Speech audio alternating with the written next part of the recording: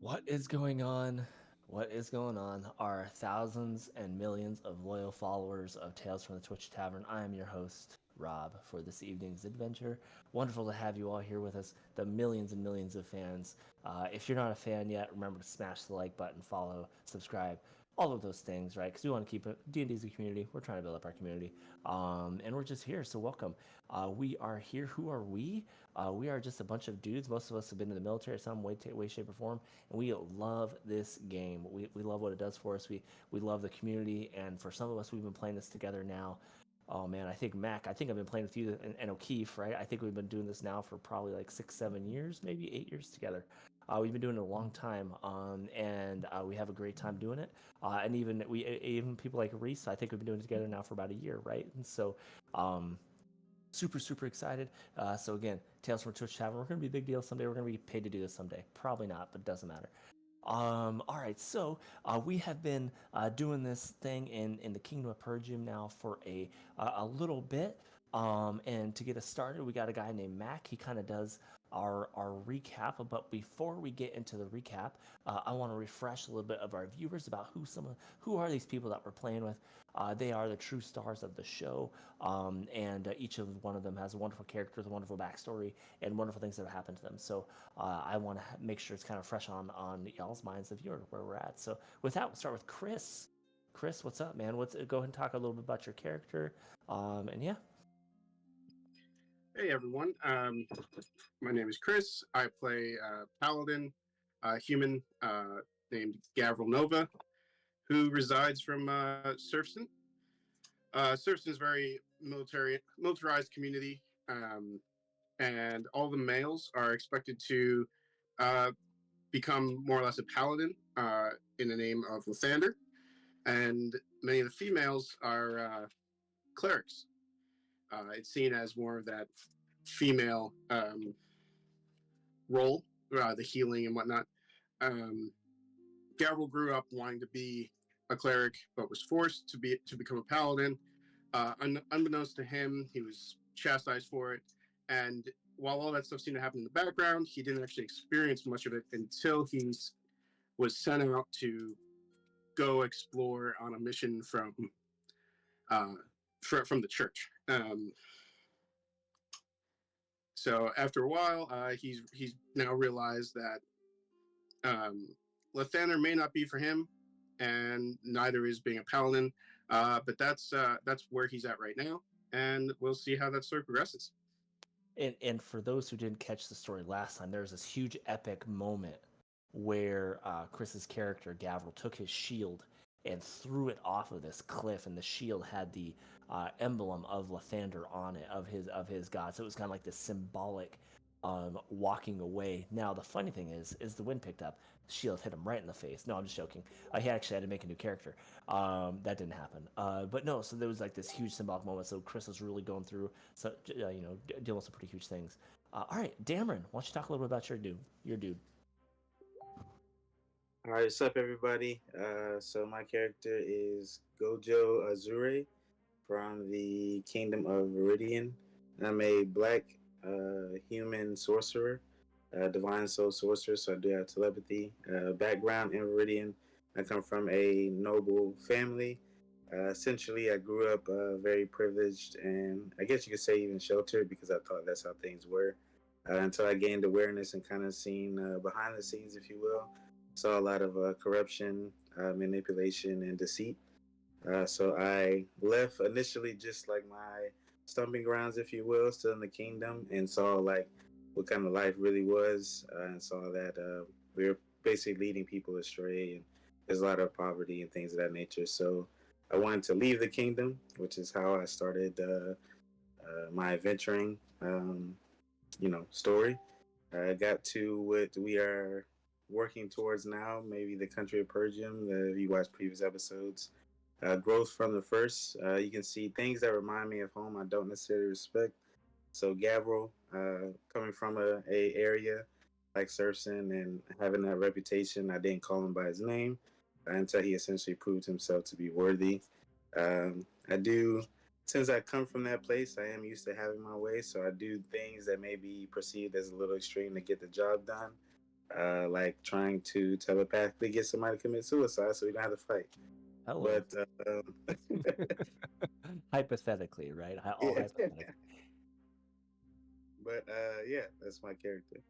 Awesome, thank you.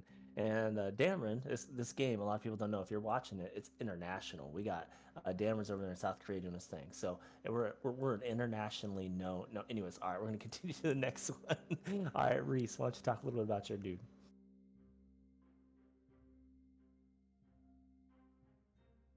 So half elder, Cogni. Basically, uh, left my home, not able to return, and it's been so long that the name escapes me at this point. But I'm kind of just trying to find a purpose to well, find my home and then find something to ground me a little bit. Um, After we united the two cities to create the kingdom of Pergium, uh, I seen the I seen Chris Gavril step into or be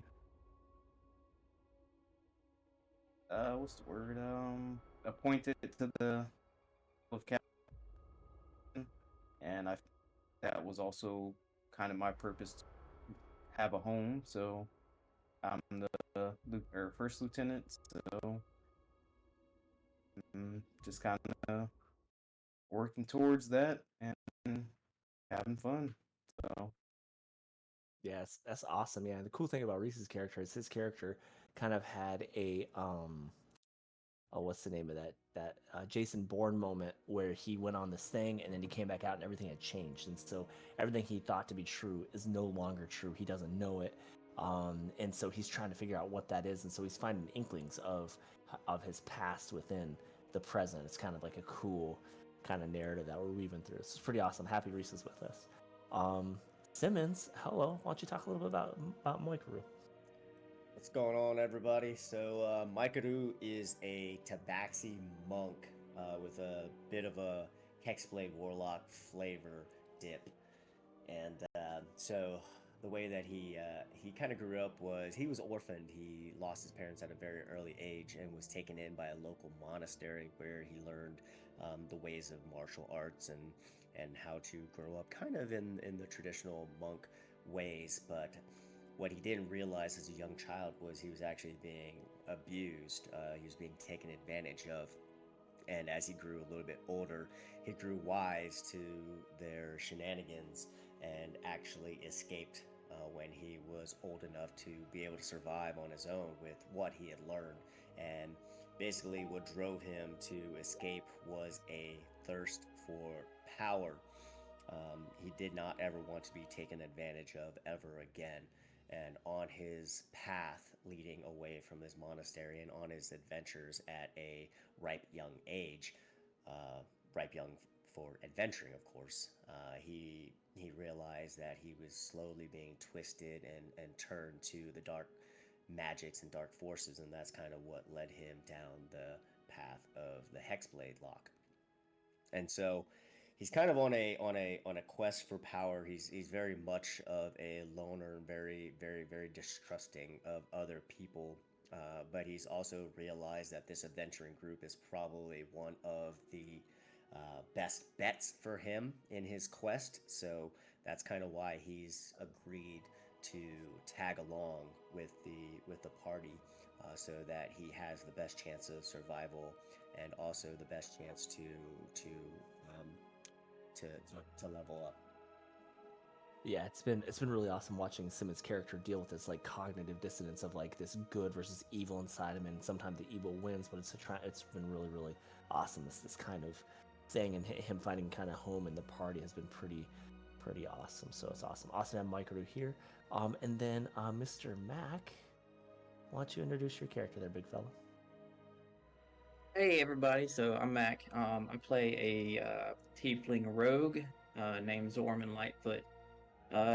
He grew up in a poor town called Vumia, far away from the map that we play on during our sessions.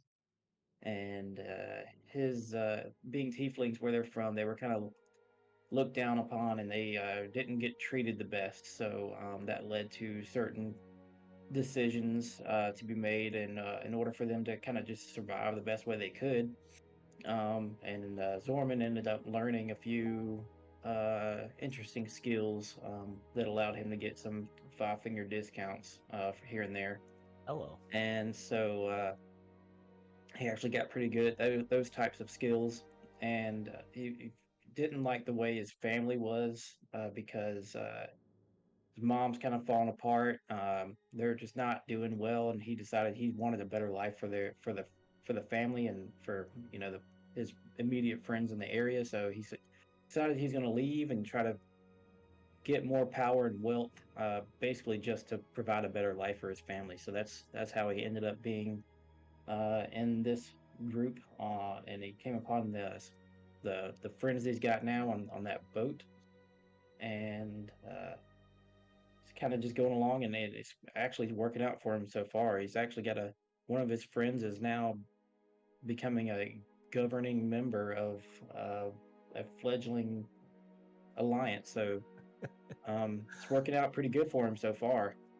Yeah, no, absolutely. And one of the coolest things about your character, Mac, I think, is your character, who is a tiefling, has had to deal with, like, especially growing up, had to deal with a lot of racism, right, towards him and what he was all about, and plus with Zorman's, his father getting really, really sick, right, and realizing that not only does he, it's not just like he's doing this just for an opportunity. He's doing it because he kind of has to, right? And so yeah, it's awesome, the story arc that you're working with. That's really cool. So, all right, last not certainly not least, we have a surprise for our millions of viewers, right? We have someone behind the scenes named O'Keefe, who typically runs our stream for us. So he handles all the lights, the glamour, and he makes all of us mediocre people look amazing.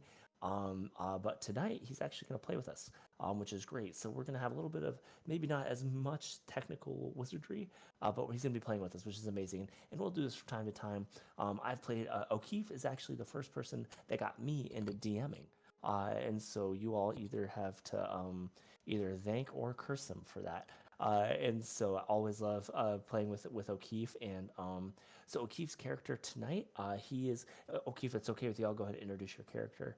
Um, since he just got thrown this character like 20 minutes before the stream started, and so his character, what's your character's name, O'Keefe? Yeah, you give me the name and his race, and I'll let you know what everything else is. All right. So my particular character, his name is Tybeck Firemental. And he is a barbarian mountain dwarf from Mountainside. Cool. Yeah, and Tybeck is he is one of the leader. The leader of Mountain Frost is a dwarf named Orfrost, and Orfrost is kind of leads the dwarves, but Tybeck is one of his sergeants who kind of helps out around the around defending and all that. So he's kind of like the military advisor, if you will.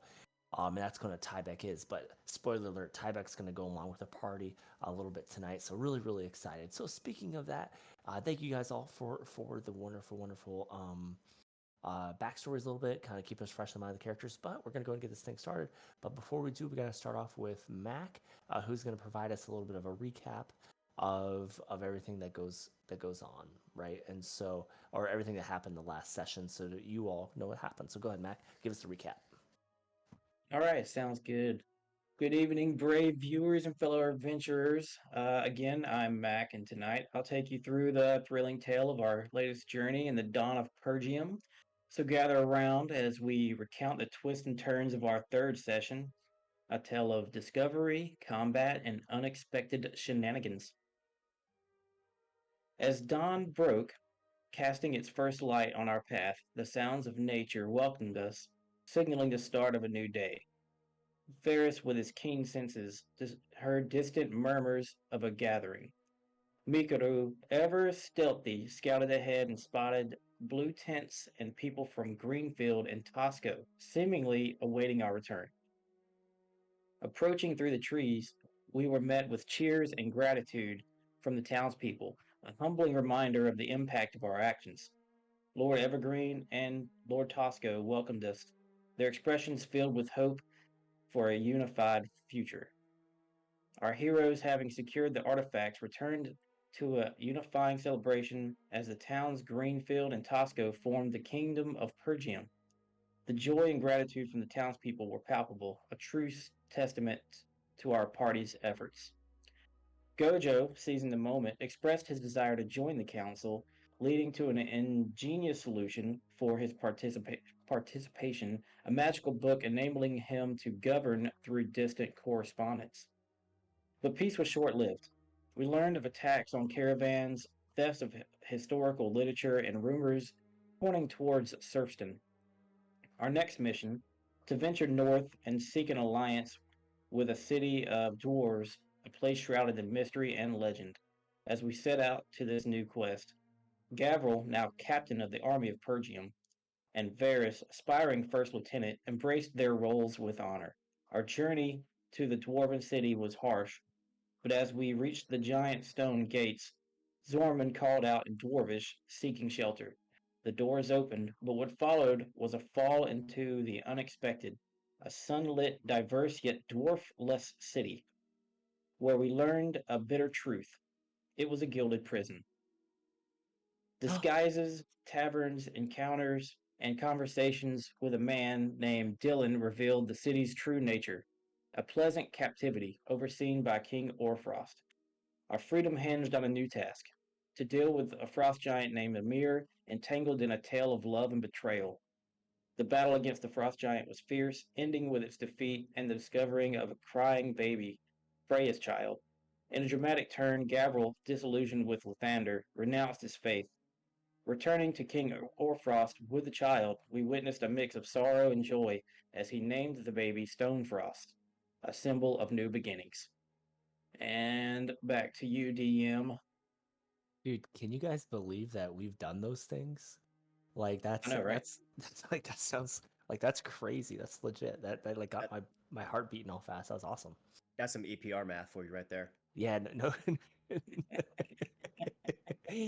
no, that's exactly right for our millions of followers.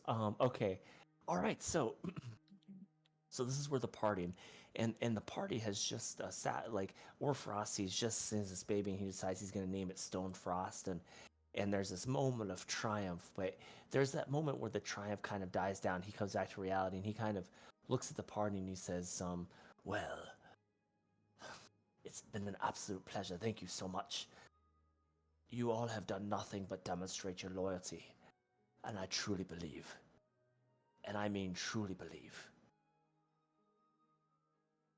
that whatever you all are working, I'm in it. You guys are good. So let the lords of Greenfield and Tosco know that the axes and helms of Mountainside stand ready to aid the defense. As a show of my good faith. And he kind of looks over to the left as to one of his dwarves standing guard, and he says, Tybeck, come hither. As Tybeck kind of walks forward, he says, Dear sir, you are being released from working for me, and you are now going to be with them. You're going to adventure with them and be my emissary. Remember about think about Mountainside and what's good for this new kingdom of I'm sorry, what did you say the name of this kingdom is? Pergium. Yes, this kingdom of Pergium. It's a delightful name, that it stands true, and that we withstand the tests of whatever could hurt a young, flailing kingdom. And with that, Tyvek, he kind of grabs his battle axe and he kind of does the dwarven salute. I don't know what the dwarven salute would look like. You can use your brain. Whatever it is, what it is.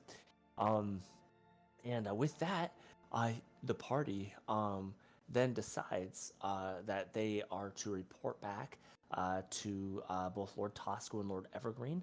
Lord Evergreen being the leader of Greenfield, and Lord Tosco, of course, of Tosco.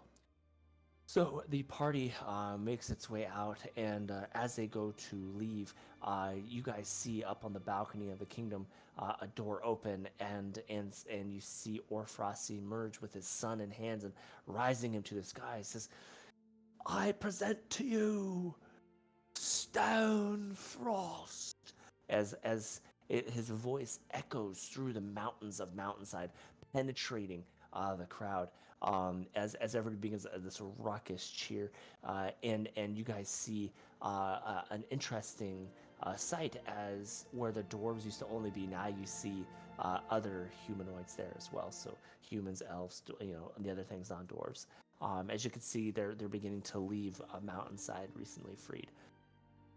You guys join the crowd heading down, as you guys are kind of patted on the back and celebrated as people say thank you for their freedom, and it's a very earnest thank you, as you guys are kind of taken aback by the recent ascent into celebritium. But you guys are adventurers, and you guys are focused, and you guys still realize that there's still very much a threat ahead of you, looming in the far east, that being of Surston. You guys make your way back to Greenfield, and as you guys should be back on the map here. Yes, you guys are. You guys make your way back to Greenfield, and as you guys exit, it takes you guys about 3 days to travel, and the traveling is very very easy, and the weather is beautiful. It is maybe it's towards like the end of summer, early fall, so the leaves are maybe just beginning to change. There's a gentle breeze. There are still snow-capped mountains, and the fields seem to go on forever as you guys exit the trees heading towards Greenfield. As you guys see these rustling, long, green fields in front of you. Um, and as you guys do, you come back to a town that is alight. It is with busy and busyness and activity, and you guys see people dressed in blue, people dressed in green, working together. And as you guys kind of go up to the front gate, you guys look south, and you guys see that the road that connects Tosco and Greenfield has basically started being to be rebuilt to connect the two kingdoms together, or excuse me, two cities together. And so you guys are ushered into the city to shouts as you guys make your way to kind of like the main hall where you guys know at least Lord Greenfield will be. But as you guys arrive, you guys see both the guard for Tosco and Greenfield there, as you realize that Lord Tosco and Lord Evergreen are both in attendance. The security guards don't even check your guys' stuff. They welcome. They know exactly who you guys are. But you guys do notice that everyone is kind of looking at you guys a little differently because you guys have a barbarian with you, a dwarf with you, of all things, a dwarf.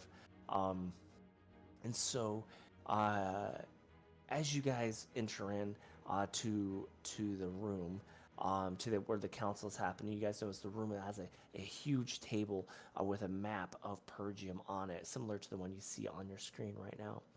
And the people are kind of talking as a hush falls over as you guys enter the room, and the conversation that's happening is Tosco, Lord Tosco and Lord Evergreen are basically going back, and they're saying, "Well, of course, we should restore the road to Basel. Why wouldn't we restore it? Well, you see, cousin, they might find that a little bit aggressive. Yes, but if this is going to be the future, then we need to do this. But have we even asked them if that's what they want? Oh, they're back. Welcome back. Tell us, how did it go? Tell us, is this mountainside? What is it like?" As they kind of usher you guys in, as a hush falls over, as you are asked to describe kind of what you guys experienced. Maikadu immediately starts looking for a bowl of milk. You as you begin to look, all right, well, I guess the first roll of the night is going to be mine. So let's see what happens here. Um, all right. Did you guys see my roll by chance?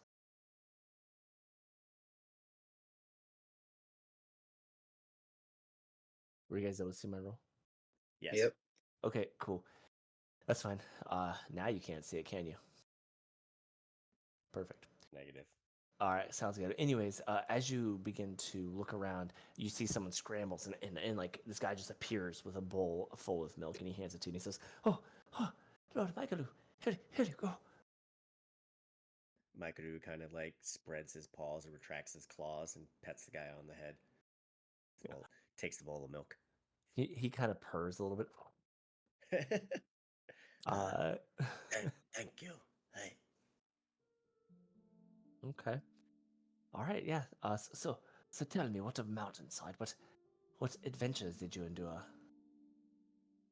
We were able to convince the leader Orfrost of, you know, providing his support behind the new kingdom of Pergium.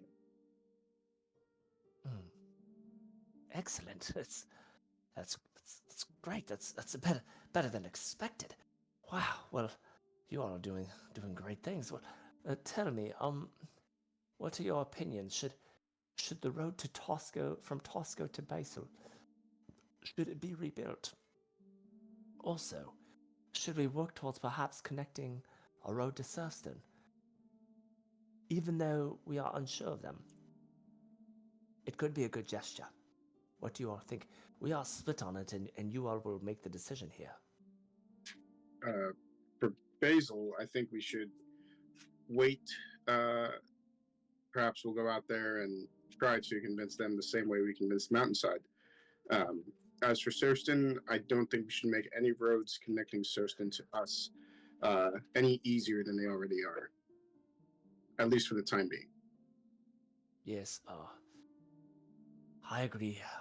I agree. And at first, I thought maybe it would be a good gesture of warmth and hospitality, but as you say it, I think that might be a bad look right now. As he sneezes, mid sneeze. Like I told you, the allergies are really getting bad in Gradeville at this time between the weather changing and everything. And he says, "Well, excellent, excellent, yes. I do believe that uh, time is of the essence to get on the same page with Basil, as I'm afraid our scouts have reported even more and more sightings of Sistonians in the local premises a couple of days out. So we are in the utmost urgency to get to Basil. Do you guys have any questions for me?" Mikaru kind of like looks up from his bowl as he's lapping it on the floor. Is the path to Basil perilous? Well, yes. It has been known for the occasional orc attack.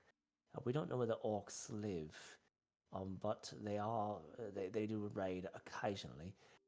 But besides that, and I have to say, those blasted druids. You have to be careful. The druids that live in the woods can be quite particular, and their leader Natalia is very, very kind, but some of her friends are not. As you see, Lord Tosco's wife decides that she's going to go to bed, and he waves to her. That was actually what happened in real life with my wife just now. Well, anyways, and so yes, and that is something maybe we'll have to deal with as well as the dwarves, or excuse me, not the dwarves, the druids.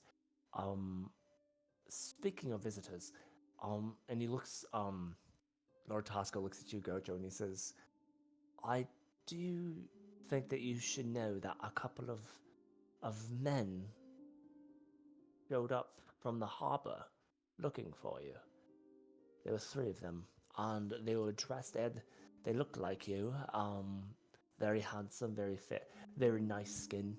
Um, and they were looking for you. And they had a crest that they were all wearing, and it was the crest of a falcon. And they all had typical armor that you'd expect of an adventure, and they had black horses. They were looking for you." What did you tell them? "Well, I am not a snitch, and so I did not say that you went to Mountainside. I said that I hadn't seen you, and they might have been here, but they might not. and they were kind of upset about that because I did not give them a lot of information. But they did leave, and they're looking for you. And you do know, Dameron, that the falcon, it's a like it's the head of a falcon, and it's like pointing up, and it's gold. That is your family crest. So I don't think I want to reveal anything right now. So I'll just tell them thank you, and I'll be on the lookout for them. But to never address anybody with that crest. Yes. Oh, yeah. No. No. Sounds good. And the other thing, and you guys, and you guys can tell that like you guys kind of serve as the tiebreaker between like Evergreen and Tosco. Like they're opposite on a lot of things, and you kind of serve as like that kind of push to one side or the other. And they say, well, perhaps there's one final thing you could help us out with. We don't need an answer now, but our wizards have been bickering a lot lately about a place to study. You see, the ones from Greenfield think that they are able to produce the best, and we as leaders really do not want to create. We want the wizards to be city agnostic. We want them to be allied to their magic and not to their cities. And we think that will be a good way of maintaining the peace going forward. So I challenge you all to come up with a solution for this. We are simply perplexed at the moment. So I challenge you all to study, but perhaps to discover a new place for them to study or something. But I do want to challenge you all to please help us with this.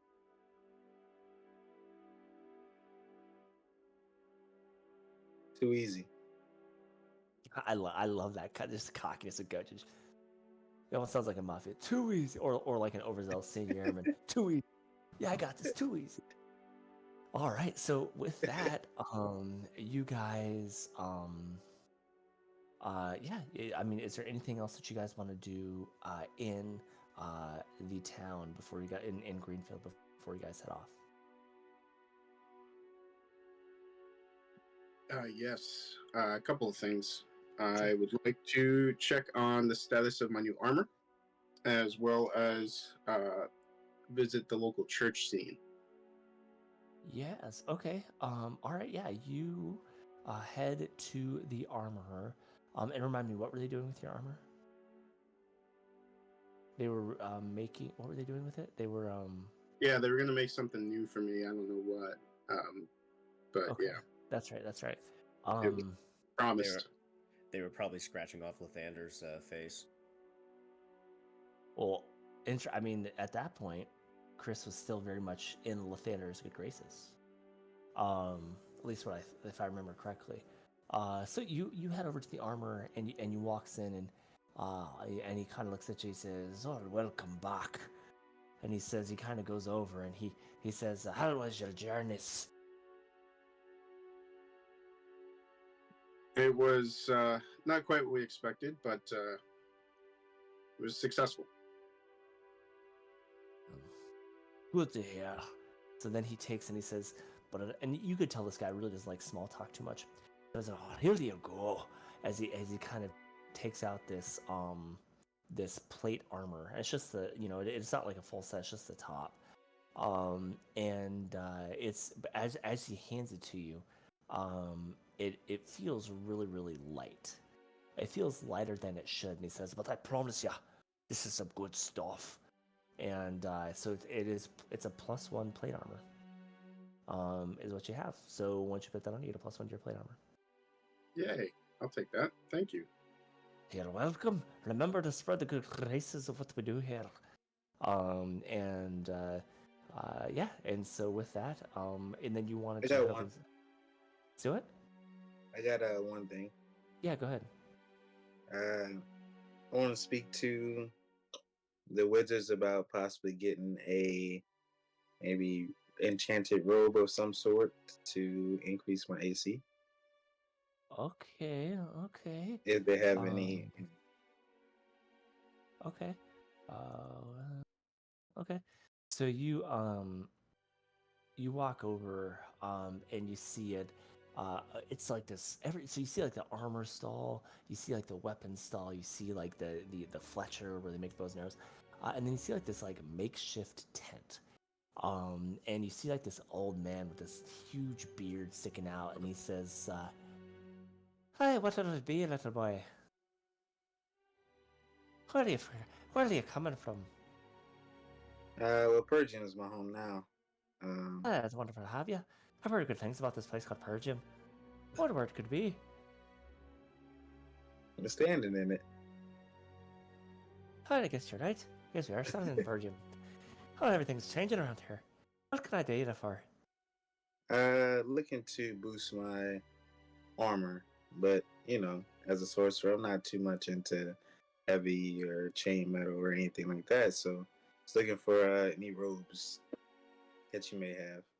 Oh, yeah, I do got this one for you. It's pretty rare. I may have pawned it off of somebody before. And he kind of pulls it off, and it's he like opens up this chest, and he pulls out um, this robe, and it's a pretty nice robe. And he says, "Hi, this one is one of the nicest ones you have. It's about 3,600 gold pieces for this one, and it'll give you a +2. It'll make you feel real powerful to your spells." I only have 3,600 gold pieces right now. I'm sorry. So, uh, I want to roll a persuasion to try and basically get it for free since I'm on the Council of Pergian. Wow. Okay. Go ahead. Okay. Okay. Yeah. He says, "Oh, you're on the council. Oh, those are some mighty strong people. They're also mighty wealthy.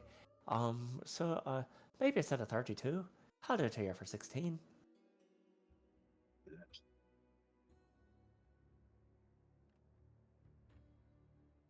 Nah, I can't do that. I haven't been collecting checks yet. We're very focused on building a identity here, so I'm not, too big into collecting my money yet. So I'll come back though.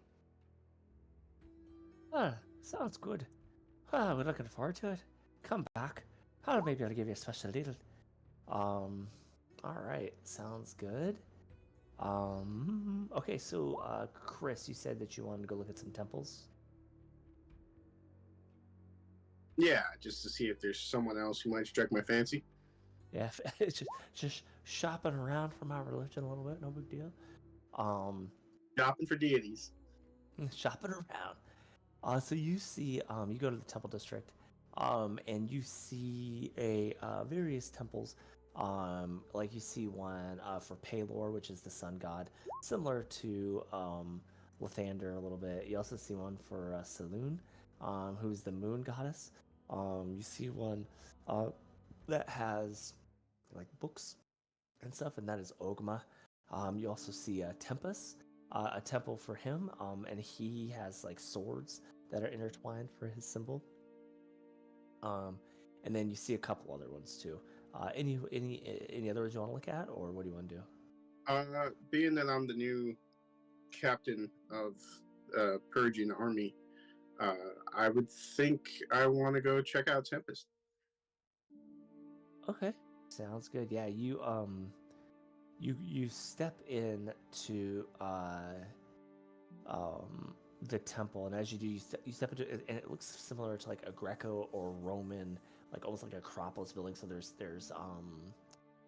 pillars kind of going around, and you see some kind of ripped, maybe they're Goliaths just kind of fighting back and forth.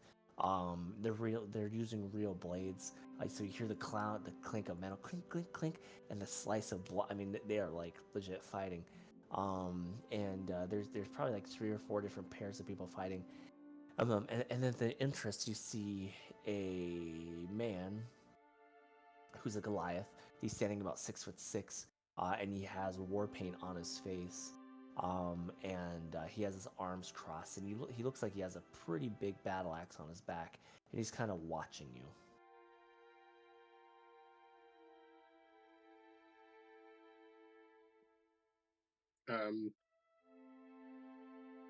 Greetings, sir.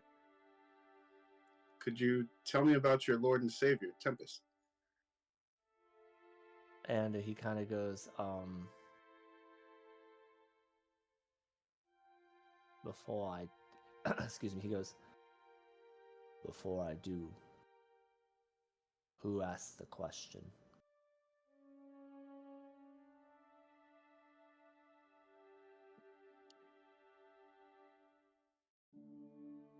Say, I am nothing but a lost soul, and also the captain of the Persian army. Mm. Well, captain of the Persian army, my name is Gar Ironhammer. I am the leader of this temple. And what you need to know about Tempest is followers typically follow the concepts as honor of combat, courage, and the pursuit of victory through martial prowess, and most importantly, strategic thinking. We believe in the necessity of conflict and the valor of those who fight for just causes.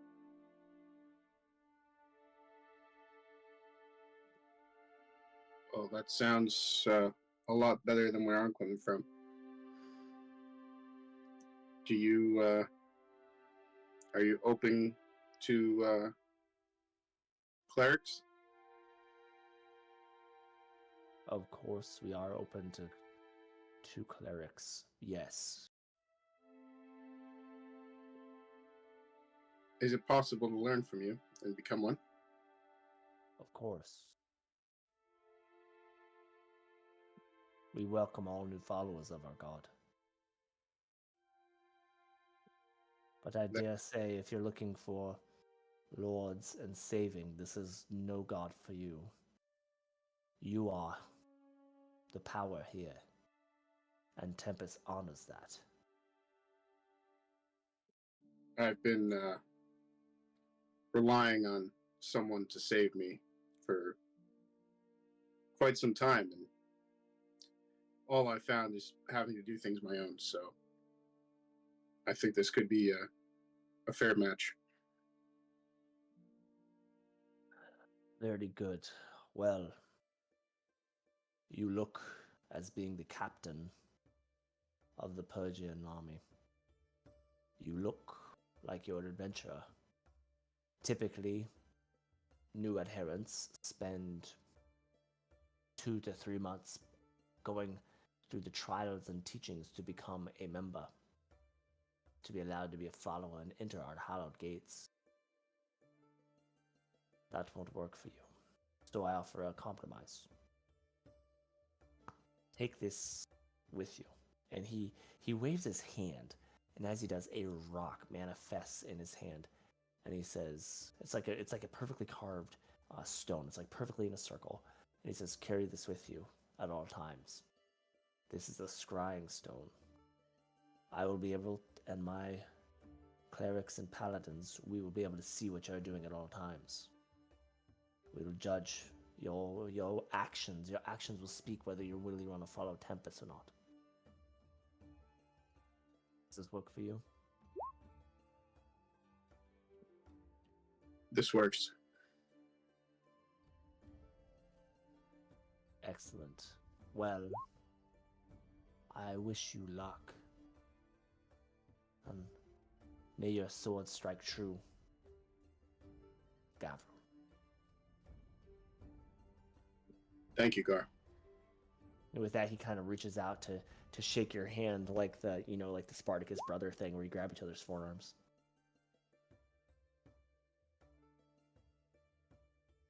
So So, all right, sounds good, man. That wasn't expecting that. That was awesome, Chris. That was cool. Perfect. Okay. Anybody else want to do anything before we head out?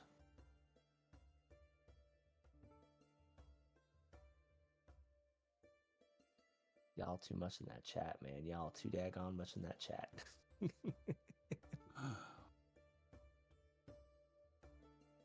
Sweet. Okay. All right. So you guys are gonna go ahead and begin your journey again. For those watching, we don't really do food things. Like, it's just assume that you have food. That stuff is tedious to me. I don't really want to track like how much food you're consuming or packs or whatever. Not my thing. In fact, I gotta tell you, not even a huge fan of like Baldur's Gate 3, where you have to do that too. Like, just let me take a long rest. That's all I'm saying. All right, so if you guys haven't taken a long rest yet, you guys just give yourself full hit points. Everything's back. But you guys do see the map, and I want you guys to go ahead and draw which way that you would like to get to Basil, because that's going to determine some things. Now, keep in mind, I know there is a road right now that goes from Tosco to Basil, but that road is in a ruin and disrepair right now, and it's overgrown, so it's not nearly as clean as you might think it would be on the map, as are most of the roads, right? Most of them are pretty bad shape. So I need you guys to decide which way you're going to go. And we're coming from Tosco or Greenfield? You're coming from Tosco. Yep.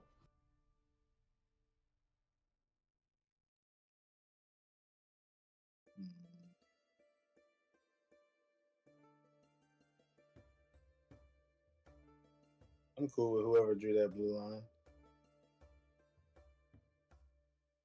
Okay. All right. Is that? Do I have a?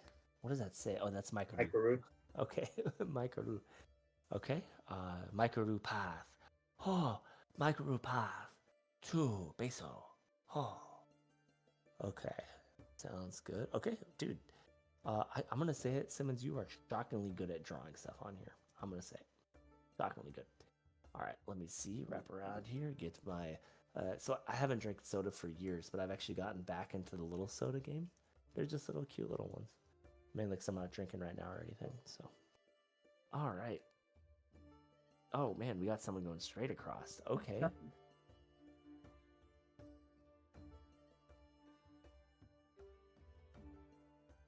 Okay, Tybeck votes go straight across. Okay.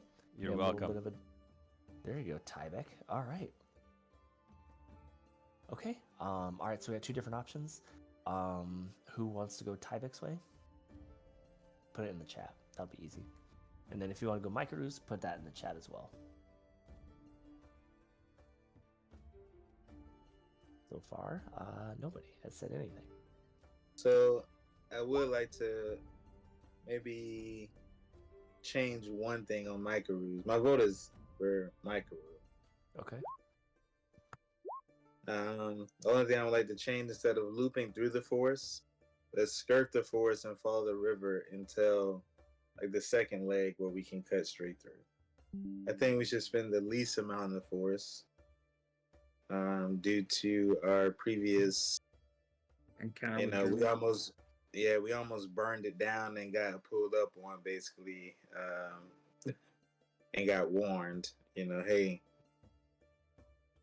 you guys should probably respect this area a little bit more.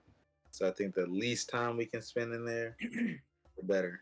So let me know if this is correct. So also, I wanted to mention to the party, like, hey guys, so if we do end up Yeah, encountering more druids again, we might want to kind of let them in, you know, for transparency's sakes, let them know what our plan is about potentially building a road between these cities that might go through some of the forest, and kind of ask their permission and get some buy-in from them to see what's the best way to get that done, that they won't oppose of or disagree with. I agree. So yeah, Not there's trying to make- also I'm not trying to make enemies with the druids here. Yeah. there's also this other bridge down here to the south. That might be a more safe bet.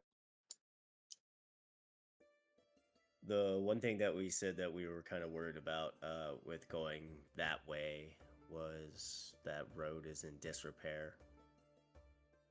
And there have been when they talked about orc incursions, it's happened on that road basically. The rogue encounter, the orc encounters have happened on that road. I like the idea of trying to get into as few battles as possible, at least until we can get to Basel. I like the idea of skirting the trees and the roads in the forest as The much dense as forest. possible. Yeah. So if we could go along kind of maybe some of the paths least traveled with the least resistance and get there still in a quick and manageable time frame, I think that'd probably be the best bet. But that's just me. Okay. So I'm hearing people wanting to take Microroot path. What do you think, Tybeck, and Gavril? What do you guys think? Yeah, that's fine with me. Okay. Tybeck, are you cool with that? Well, I was told to stick with you guys, so if you guys are taking the other route, I guess I need to go that way. Even though I think just going straight through is just the best way to go. Yeah, and I'm like, after being in the dwarf for a short time, I completely trust this guy with my life. So I think going through the forest is the right way. Interesting. But Okay. you know, I'm with the party. So we got 2 for forest, and all right, Mac, what do you say? I like the Microroot path through with Okay, along the Microroot. rivers. All right, Microroot. All right. All right, Chris, what do you say?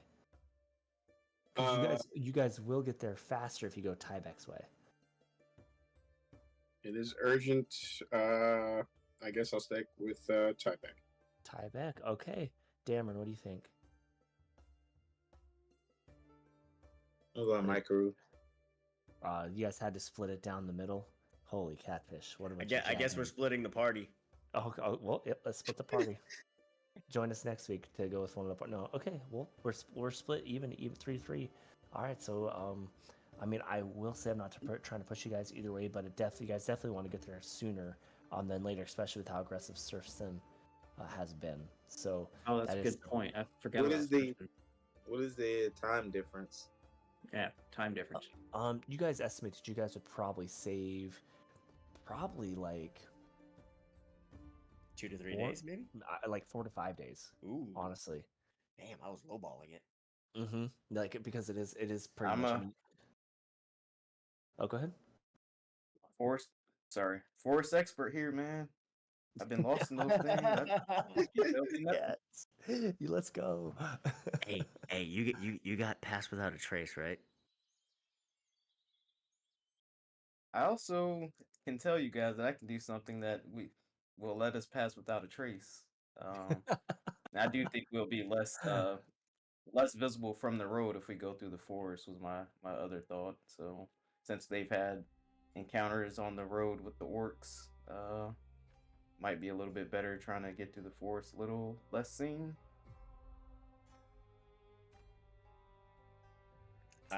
Not a bad I idea. changed my vote to Tybeck. Wow. Okay. You guys are so easily IO'd. You know that, right? That's so good. All right. It has been decided. You guys are going to go through the forest, which makes me very, very happy. Just want to reemphasize. Let's not make the druids angry, and let them know what our plan is with roads. Druids. You know, Microroot is gonna be like peeing on all the trees. Oh no. Just marking his territory. Just rubbing his fur up against Oh, everything it's as so he passes through. just they're gonna be going crazy, the animals. All right. Okay, let me do one thing really quick. Okay. I need Dameron. Dameron, can you make? I need you to make a roll for me. Make a D100 roll, please.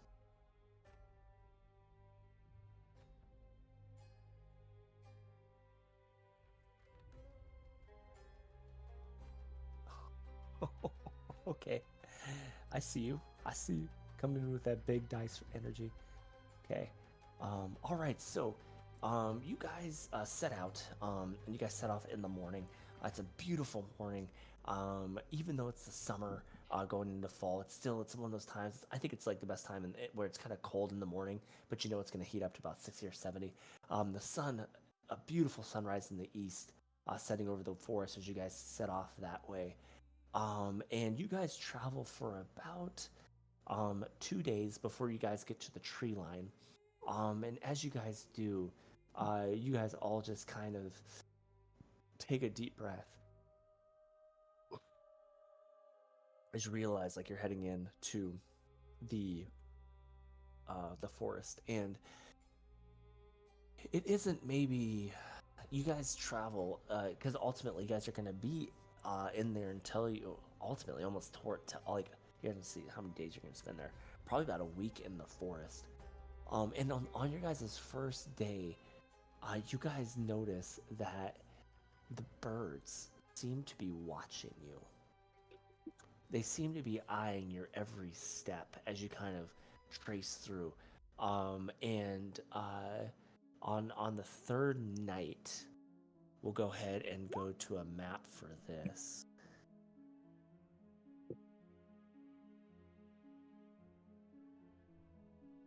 Um, yeah. Um, sorry, O'Keefe was asking me something. All right, so you guys should be able to see the map here. You guys see the map? Yep. Okay, yeah. So go ahead and put your dudes there. And this is kind of in the middle of the forest, and I would imagine you guys probably are setting a fire, right? So like you're probably watching the fire, right? But you're setting a fire to cook your food and all of that. And you guys come in, and you guys noticed a lot of like larger game kind of watching you today. So you guys saw some deer, and our good ranger friend Varus, right? He did see what he thought was a bear in the far distance, and so. But here you guys arrive here and you guys set up camp, and you guys hear the sound of crickets, and the sounds of Thank you. typical night things. Owls are hooting, and all of that. When suddenly I think it's about 9 o'clock at night, and you guys are just getting into the first watch. Who'd take first watch? Be me. Okay, so everyone else is still awake, but you guys are all resting. But Mac, you're kind of standing up at the ready, and then all of a sudden, make a perception check. So exciting! I'm so excited. No worries, Chris. Okay. I mean, it was really just going to be Mac making a perception check because you guys are resting. But you guys have an opportunity to take a perception here in a second. And Tyvek, remember to take your stuff off of for a toggle advantage. All right. So Mac, you suddenly hear all those typical night. You're from Georgia, so you know what the nighttime sounds like. All of it stops. That's unsettling. It is dead silent in the woods around you. Okay, well, I'm gonna be perking up and looking around and just on high alert. Okay. Um, you kind of perk up, and you look around, and your party members see that as well, so they all kind of perk up. So if you guys want to make a perception check right now, you guys can. But ultimately, even if you roll nat 20, you guys realize that it's just completely dead silent in the woods. Even except for Mikaru. Mikaru, you hear the sound of what seems to be uh, let's see, what do you hear? You don't hear anything. You're just kind of awestruck by the fire. I'm not gonna do anything silly, but The okay. sound of silence. You hear the sound of silence by Simon and Garfunkel, not even the remix disturbed version. Um, okay. So who are you trying to do that to, Dameron? So not to somebody. It says that that basically I'm trying to read through it real quick, but there's a way I think that instead of detecting a specific thought, if I don't see a person or thing, I can like detect a use it to detect a presence, if you will, like if there's thought out there. I'm trying to see. Okay, Yeah, you can also use this spell to detect the presence of presence of thinking thinking creatures creatures you you can't can't see. see. Very good. Okay. Yeah, you how far is the distance on this? 30 feet? Yeah, 30 feet. And each of those is 5. So unfortunately, you don't until you do. And you kind of perk up as you detect not just one, but multiple thoughts. Um, as you guys suddenly see a familiar face walk up to the fire. Let me see here. Let me get her on the thing here. Oh, whoops. Dang it. What am I doing with my life? Uh-huh. Oh my gosh, seriously?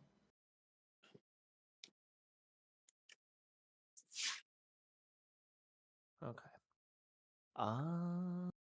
There we go. You guys see, oh, that's really funny. I just need a picture of a woman. I should have had this ready. All right, we're just gonna do, we'll do, yeah, we'll do her. Do it live. We're gonna, fuck it, we'll do it live. All right, you guys see a woman kind of walk up, and you guys immediately recognize her to be Natalia, who you guys have met before. And but she is not by herself. She has a couple other people with her, um, and they just kind of appear almost out of like nowhere. Um, and she kind of comes up and she says, "Oh, hello. What are you doing here?" I would like to greet her, like with some hellos, and also welcome her to our little camp, and I'll just let her know that we're kind of on our way to Basel, And this and we just for a hope we're fresh not reminder, intruding too this is much. what she looks like is right here. So she's very very beautiful.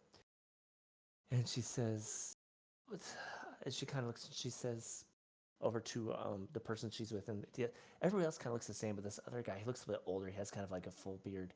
He has this gray hair, and she says to him, "See, I told you, they are just passing through. But I do not know what they are doing. I do not trust them." This is what this other gentleman says.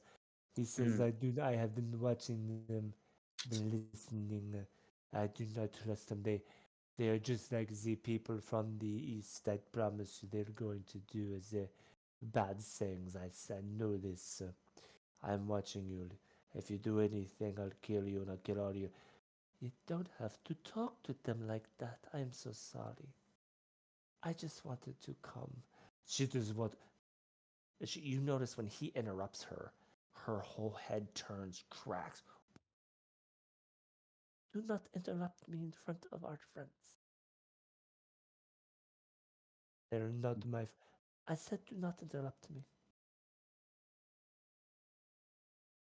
Mm. Anyways, we have been talking, and many people in our council, they're very concerned about this expansion. You see, the from the place you call Thurston, it seems they are expanding, and I am very nervous. And I have to wonder. I have heard rumors from the squirrels and the mice, and they have said that there's a kingdom starting. This is true. It is true. Yes, we're trying to start well, not trying to. We have started a kingdom called Pergium. We're trying to build alliances in this area, and right now we're heading to Basel to see if we can see if they might want to join our alliance and grow the kingdom. Uh, and and I tell you this with all transparency, so you know what our intentions are. And we were hoping we could talk to you about the best way to do that uh, without you guys being angry about the way that we go about doing this. We're hoping you can kind of guide us as far because we're planning on potentially building some roads, and so we want to make sure that we do so in a way that does not interfere or make any of the druids angry. And you see she kind of shifts a little bit. And as she does, she kind of takes a small makes like a bunny rabbit out of her dress, like in a pocket, and you see the little bunny suddenly turns into a small boy. I am so sorry. My son, he would like to listen. Um, anyways, can I talk for a second? Yes, yeah, okay, Zovik, you can talk. First comes the roads, and then comes the expansion, and the trees to cut down, and the game to hunt, and everything. This is only just the beginning, Natalia. Before long, we won't even have a place. You'll watch. Look at me in the eyes, tiefling. Tell me that we'll have a place. I do not believe you. Well, all I can do is approach you with transparency and let you know what our intentions are, and I'm doing so as kind and open as possible, uh, hoping that you will allow us to go about our actions and you won't oppose us. This I'm just kingdom, doing things as friendly as possible. this kingdom that you build, where will it be? Where will it be headquartered at, huh? Where will it be? Well, I'm not going to step on any toes. I don't have that type of information. My Because friend Gojo, he might have better information than me on things of that nature. We're still in our infancy. So far, we have Greenfield and Tosco as our main locations, but we did just get Mountainside as well. So we could headquarter in any of those locations, um, but we haven't decided. Also, to give you some insurance, as we work through this kingdom and formal processes, maybe we can, if you guys have no interest in joining, create formal agreements, um, to protect the sovereignty and forest areas that currently exist. what type of kingdom would allow a bunch of druids to live on the majority of the land? Now that is a good question. Because if this goes as planned, then the only place you can grow is encroaching on our territory. That's exactly right. Um, there are two things that we do have to settle and figure out, and we want to do that as friendly as we can with you. However, expansion will eventually become a necessity. Um, however, we do not intend to do this the way Surfston's doing it. We don't want to take your land without you agreeing to it. We do have two needs, as you said, a citadel of some sort, and the other is a place for our wizards and magic users to gather their own information to expand their own knowledge, and they need somewhere safe for that. You see, this is how it starts. You see, they start off with just roads, and they say we're just going to do roads, and now they talk about the citadel and the wizard. I do not even know. I am tired of this. I've had enough.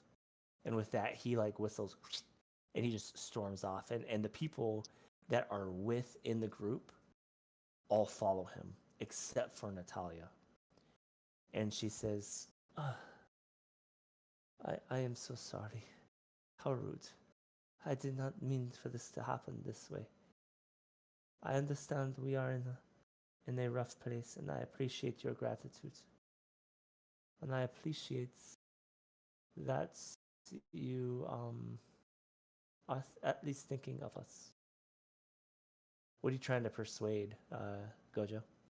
What I want to tell her is, um, something to the effect of, I understand this is all brand new and there's likely been history, mistrust, but we what we can offer is as we grow this is political power, a seat at the table, if you will, inclusion, so we can make this work.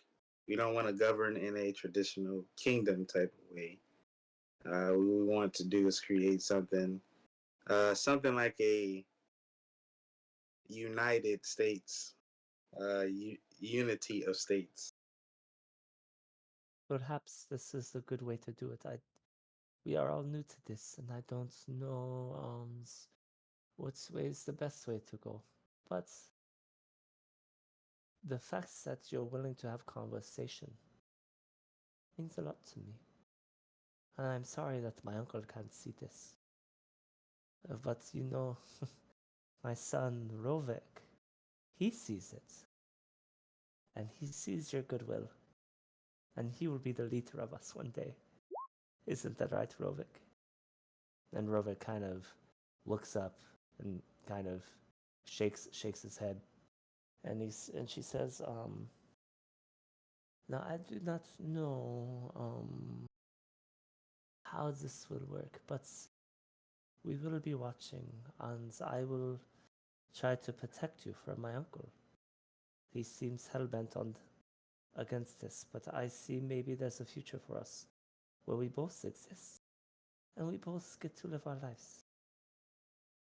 I will make sure that you are not bothered on the rest of your trip, that you have safe passage, and the berries grow for you, and the, the, the, the, the fruit grows for you to eat, so you can enjoy this wonderful thing called nature. And you'll be safe as long as I am watching you. And we will talk more, and I will come visit you if you need me. I will never be far away. And she's like, and as part of this, it's not much, but I have made you a surprise. And she kind of opens up her hand, and in her hand, she has 6 berries, and she kind of gives them all to you guys. She says, "This will help you feel better if you are ever feeling bad." And it's you get the feeling it's some sort of healing berry. You don't know what it does yet until you eat it. But it's like this beautiful blue berry. That's very like it looks wonderfully ripe. It just looks perfect. And she says it will not go bad until you eat it, and you will be fine. Um, do you all have a name for your group yet?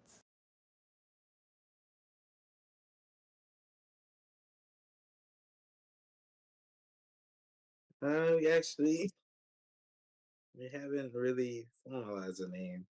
We've been so focused on, you know, building, creating a network of cooperation.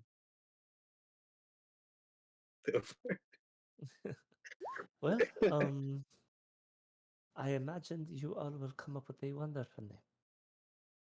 Until we meet again, dear friends. Do you have any suggestions as a vote of Oh, confidence? Uh, You can name the group.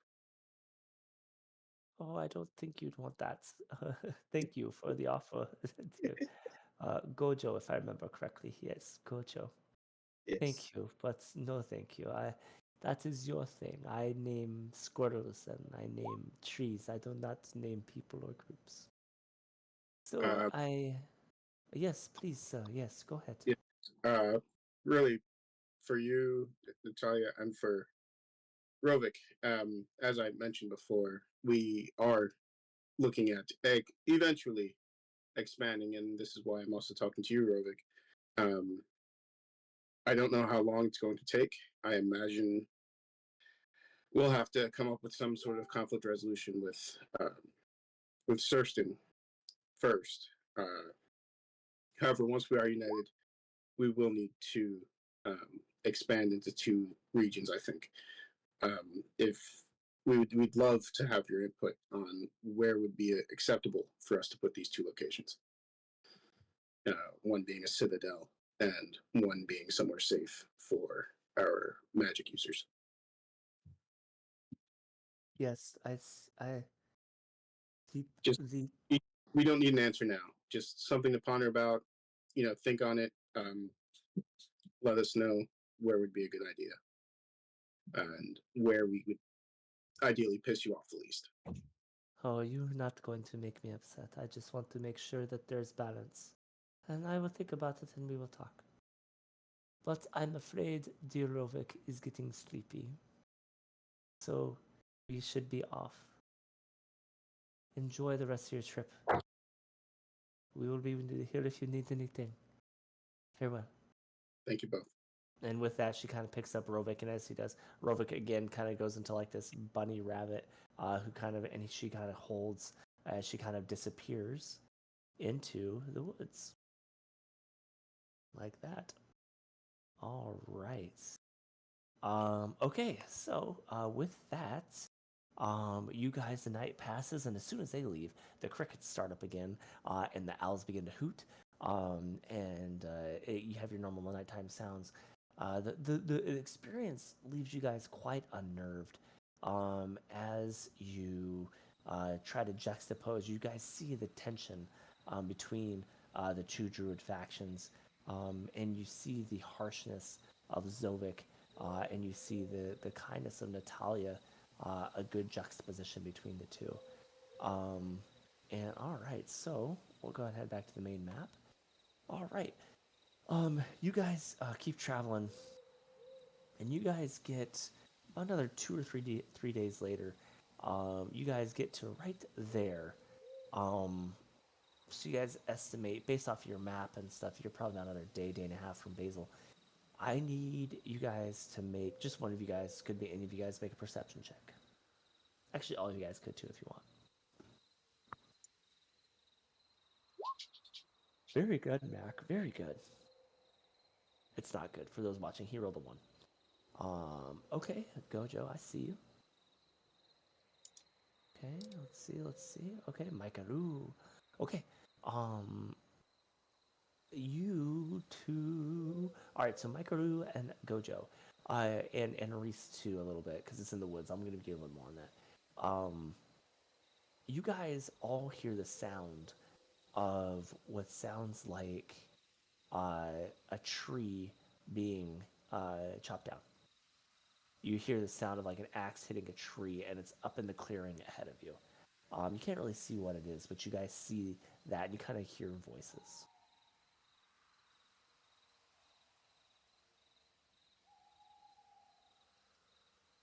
Can I also perceive if there's any peculiar birds watching us at this point?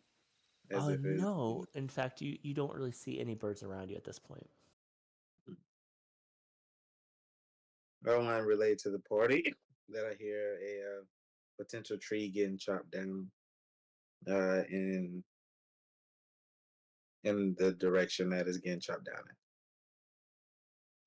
Perhaps we should investigate Must be the stealthily. wind.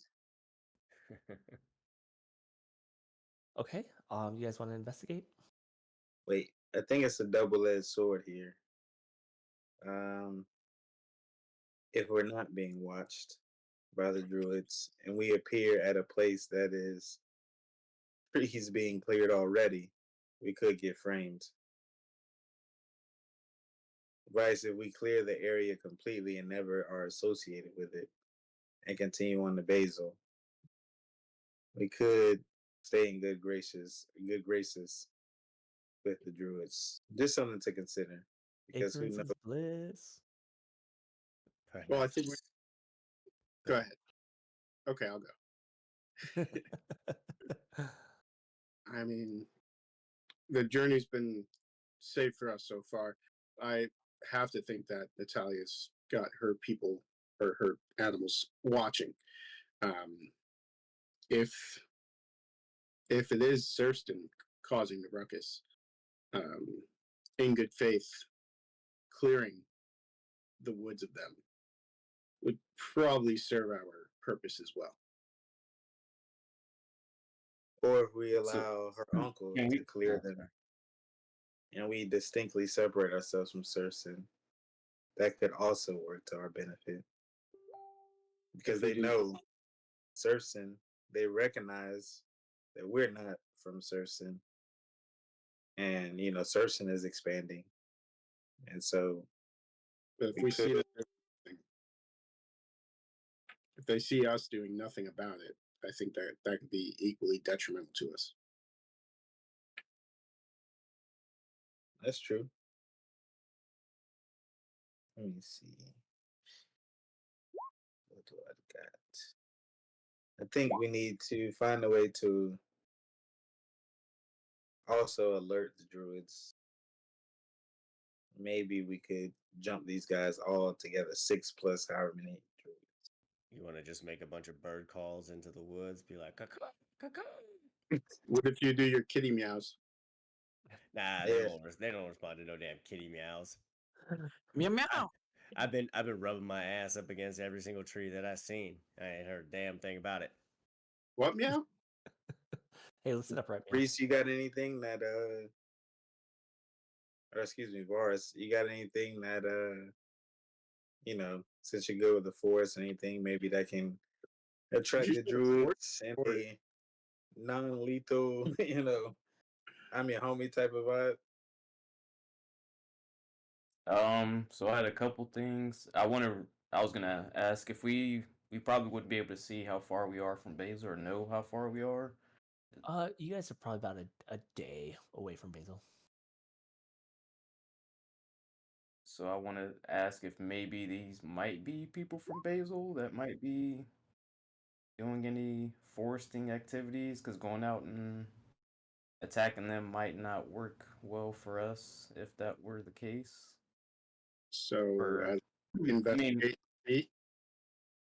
yeah, I'd like to investigate, and if anybody wants to go with me, I also want to use Pass Without Trace. I'll send that. Yeah, Yeah. I'd like to investigate just to make sure we're not hurting ourselves.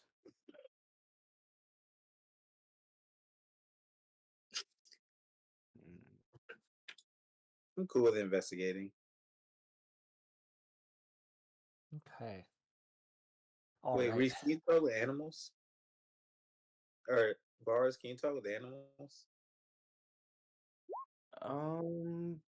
I can. So something I picked up So, from previous conversation was she said squirrels and another type of animal essentially, were relaying data as if they were this intel network, right? So what I would think that to mean even non-druids have a way of getting messages to her. So I think that if you were to, because they run this or not run this, they have a presence in this forest. So maybe if you're also able to speak to animals to give a message to them, hey, we aren't the ones that are doing this. We're going to investigate to try and show good faith, and they can deliver the message as well.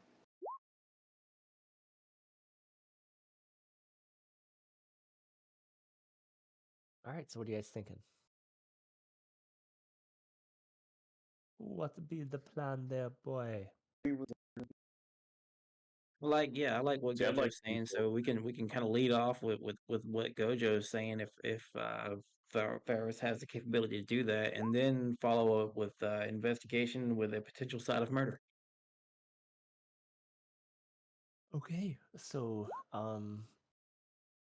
All right, so Reese, you kind of look, and you cast that spell on yourself to speak with animals, and fair enough, Gavril, for saying secret squirrel. That's hilarious. And you do actually see a squirrel up in the tree, just kind of chilling, looking at you guys.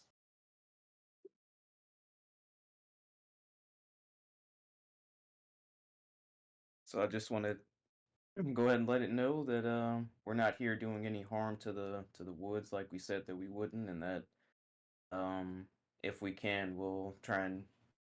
This is the message that we're sending to them, but we're trying to de-escalate any situation.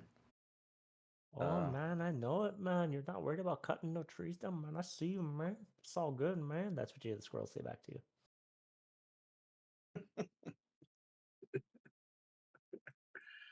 Yeah, man, it's all good, man. Man, I'll tell you what, man. These I'd guys like be. you to. Go ahead. Oh, sorry. No, go ahead, go ahead. I was just gonna. If you see this group of six anywhere in this forest, just pass the word that we're not here to destroy anything, or Man, I got you, we're only here to help. homeboy. Man, I know you ain't gonna cut down, man. I know you won't cut into some good, man. Man, I got you, bro. You ain't gonna cut nothing down, man. I got you, bro. I got you, man. But yo, man. Hey, man. You got any of them nuts, bro? Come on, man. You got any of them nuts? I got a berry that I was given. We And I found the wolf. pull it out of my cup. See if the try and show it to him to see if that's worth it. Yeah, he kind of like comes down from the tree and he's like, what you got, man? Man, I'll eat that so good, man. Oh, man, you hook me up, man. You hook me up, man, I got you, bro. Come I on. see Reese digging into his pocket, and I tell him, "Don't pass that." Man, y'all are too much in this chat, man. Man, Double but loss. those squirrels be about them nuts, man. Um, he says, man, what you want from me, man? Why you talking to me, man? Just Hey, want you to DM, are pass the there word any around like the forest. skinny trees are in the area? Like, like a smaller tree that if I was to shake it, a bunch of acorns would fall out. You can make a strength check. You do see there's a tree to cut down, or not to, but that has nuts and stuff. Uh, so yeah, you could definitely try to make a strength check. Nat 20, the tree falls down. Yeah, right. All of a sudden, Natalia appears and kills you all. So you shake and a couple nuts. Oh man, look at that, man! And he goes over and he goes, "Yeah, man, this is my stuff, man." And he begins to just hoard them all. And then he just like runs off into the forest.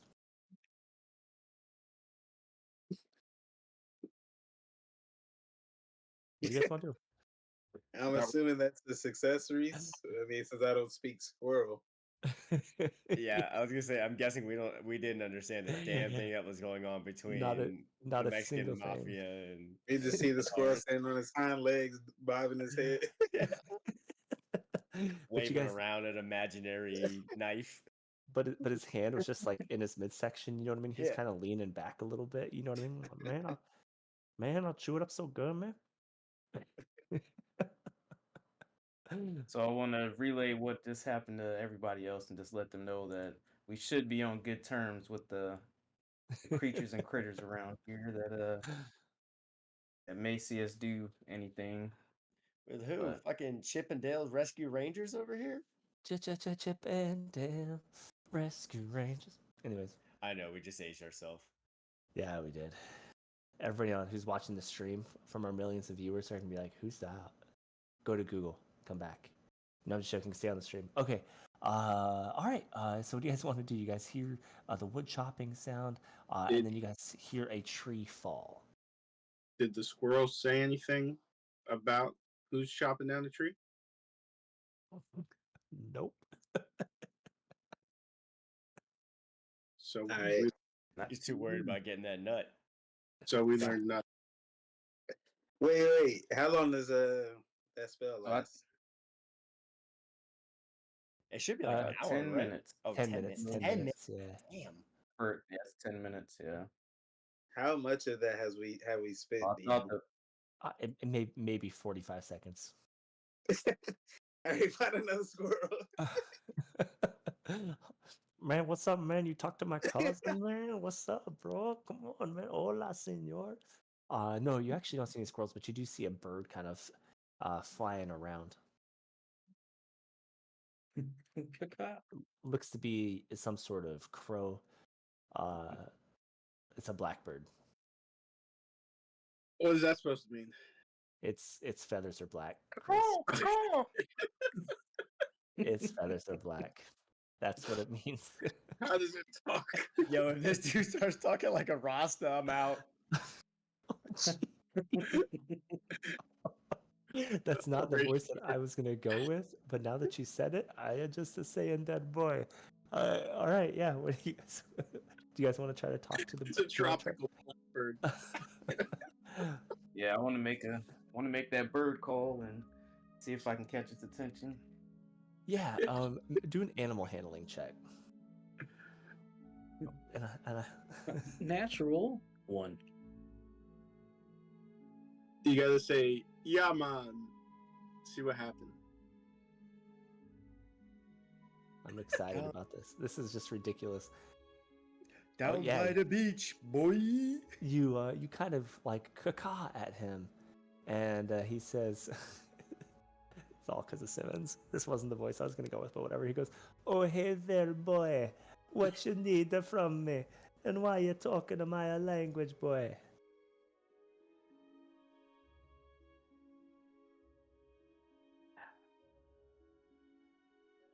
I want to try and convince him to go look at the people chopping down trees. Hey, boy, why See don't if, you go what look at yourself that here? is. Why you putting the work on me there, boy?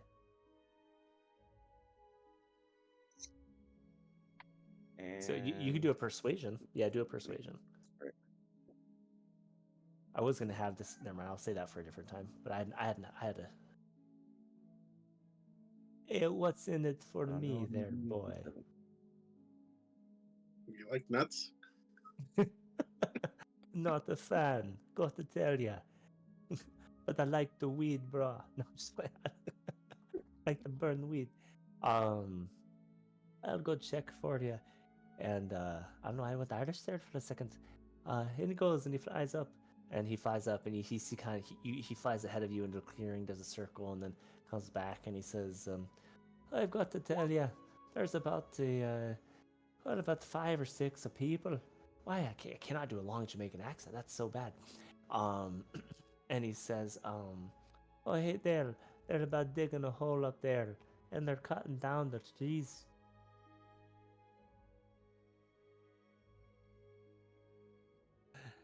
So what you gonna do about it, boy? Can I ask him what's in the hole? Hey, Or yo. if they're just Hey. hey, Paul.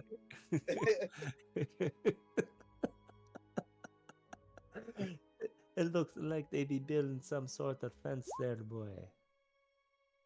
Can you ask him what kind of uniforms they're wearing? Ask for a salute. Yes, yep. Next question, yes, sir. So,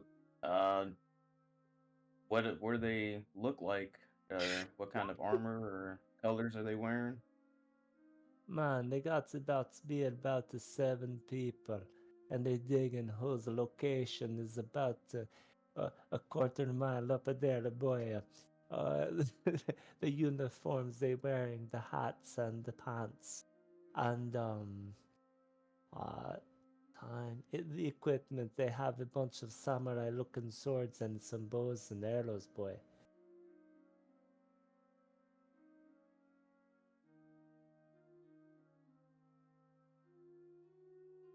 So I want to relay this information to everybody else just to make sure that they're caught up and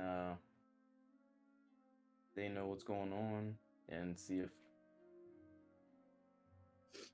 All right. DM, does that match the description of the serfs that we ran into before? No, Nah. it does. No, it doesn't. I didn't So think since we're close to Basil, it's not Sursen, it's not us. It didn't say orcs. I deduced that it's Basilians. Ooh, that's their name, but I like that. That is I don't pretty know. good. I like bazillions. Yeah. I was really confused. I was like, no, he said there were only 7. Bazillions. Um, well, if that's the case, Nice. maybe we should go over there and introduce ourselves. And if, just in case he's wrong, and they are serfs, at least we'll all be together. And if he's right, we can at least start to introduce ourselves. I agree. Okay. I agree, but with one caveat. I want to not necessarily be seen, but I want to be close by. May perhaps hiding in a nearby, behind a nearby tree. Yeah, give me a stealth. Another one? Oh yeah, boy, give me the stealth there, boy. You're hiding pretty good there. Yeah, you hide pretty good in the trees as and you guys begin to walk forward. Um, and you guys kind of emerge out of the woods, and you guys walk upon what looks to be people setting up like defensive. I forget what they're called, but like the palisades, but like defensive fortifications, where they're like sharpening sticks and pointing them outward. And they're pointing it outward, like the towards Basil. And they kind of you kind of come back on the, and they kind of turn around. And they're like, "Oh, what are you doing here? Where did you come from?" As you guys see, it's about 7 people. They kind of have these kind of round hats on.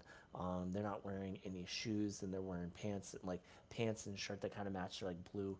And they do have like samurai swords and some like bows and arrows. But you would guess these guys don't look very proficient, as they don't have much armor or anything else. And that's kind of what you guys see. Are, Their hats are about like, and they are made of straw. Yes, Micro, and they're probably about maybe about 8 to 12 inches on each side, and they So, do come to a can point. Yes, you clarify? You said they're making positions that point away from Basil no, towards Basil. towards Basil. Okay. Yep, yep, Wait, towards Basil or towards Surson? towards Basil. uh, so hi, we're from the Greenfield area. Who are you? Uh, hello, I am uh Takugawa. This is my family. We run from Basil. You from Greenfield? Uh, in a roundabout way, yes. Um, my name is Gavril. Uh, can I ask why you're running from Basil? Big portal open in center of town and release bad monster. Many time we fight and uh, it's the portal go over our archives. The door we cannot get to them, and for days we have been fighting and losing many people. Our town in ruin Uh, as monsters appear out of portal in front of archive. what do these monsters look like? Types of monstrosities you've never seen. They have they look like devil with the horns on their heads, and they have the chains and they swing them around. Well, that's exciting. Um, Let's give well, it another go and fight with us against them.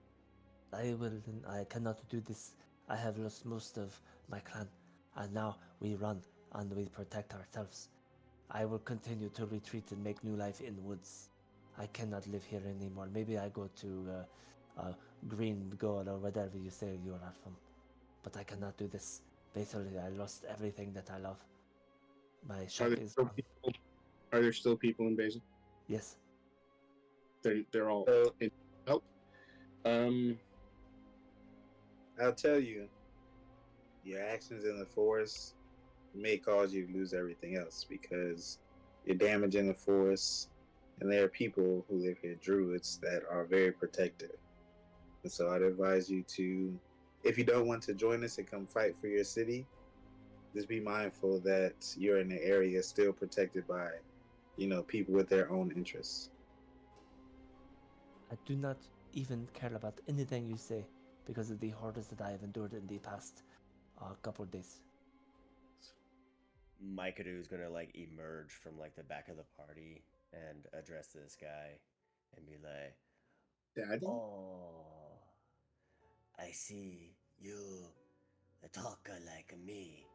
Perhaps we share similar ancestral background. Perhaps I can convince you to ally with us, and instead of retreat, we take back your town. What do you say?" Make a persuasion. It's his moment. You should totally give me advantage of that for the accent. Sure, I'll let you take it. Yeah, you roleplayed that pretty well. Yeah, go ahead. Give yourself an edge. Okay. He says, I will come with you. My family stay. I come only to protect my people. I will not go near the portal. Ho! Understandable, but you must understand also that, Basil, your town, you cannot only just run from your fears.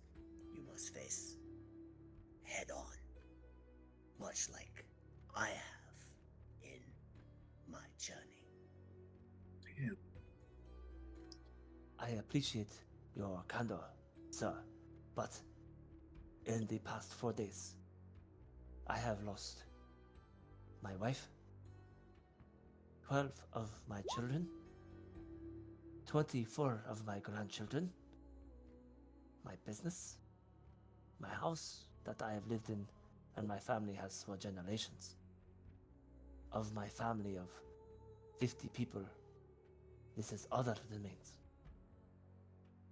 I am not abandoning Basil, but you must understand the horrors that we have endured. I just want my family to survive. Then come with us, and we ensure the rest of Basil is safe, not just your family. He turns around, he says to his, I guess it's his oldest son, and he says, that person is correct.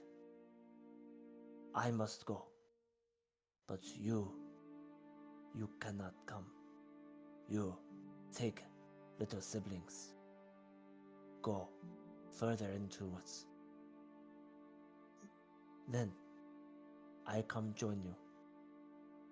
Where the waters meet, where the waters fail to meet, I will come get you. But if I do not, keep going until you reach this place called Greenfield.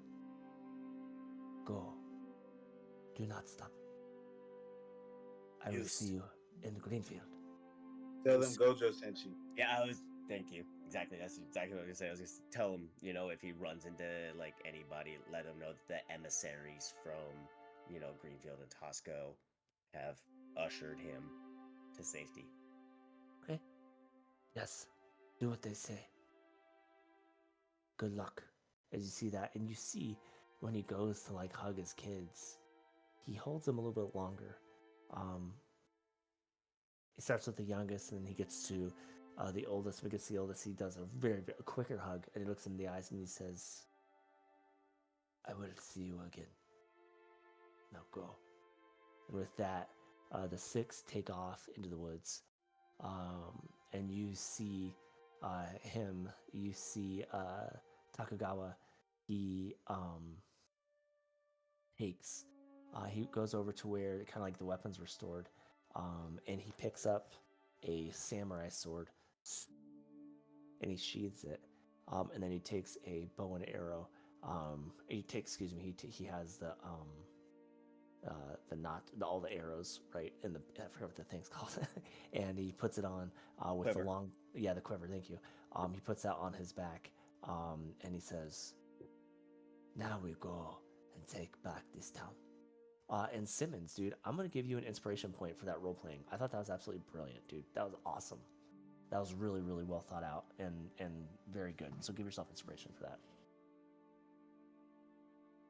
Okay, well, with this being said, I mean, the option now is you guys are going to, I mean, Tokugawa's ready, so you guys are going now. So he starts to go and he says, "Follow me, we're going now." Um, um, and yeah, so you guys make way, and as you guys come to the town, there's no wall or anything to this town. It's pretty open. And you guys see, I believe I have it somewhere. Where is it? Did I really not load that? As we Stand by. approach, I think Mhm. Mikaru would I have it. probably kind of start um, questioning Takagawa as to what the best approach is to kind of get in without attracting them, um, while attracting the least amount of attention. Kind of still trying to beeline it to our destination. Yeah, he says, you see, it's, oh, what happens is monster just come from portal, but once portal monster is dead, it is quiet in town. So, last I heard, there was no monster, so I do not know where it is. We try to go sneak we can, but we will try to take you, but I take you to the Candy to shop. I take you to the candy shop. Looks like a lollipop. No, I take you to where our records are stored, and then you go. When you're there, I go, and I rally everyone else. Sound What like does plan? the monster look like? What does what look like? The monster look like? As I say earlier, they come out with their devils with chains, and they swing. And sometimes the other things come out, other monstrosities, and they come, and their only purpose is to kill us. But Any most idea? of Sorry. no, go ahead, please. Any idea what caused the portal to open? Good question. It was mid of day, sun at highest point, and suddenly there was explosion in center of town, right in front of where all our records are kept, and a large man came out, and he began with a whip, and when he whip, people die, and it just got worse from there.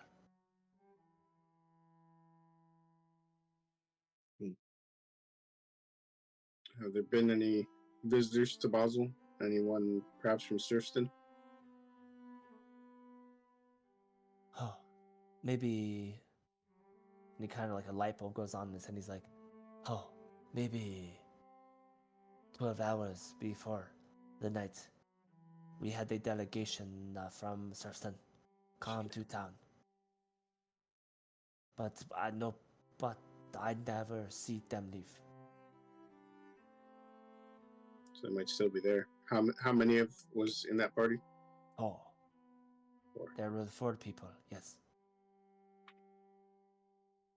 All right.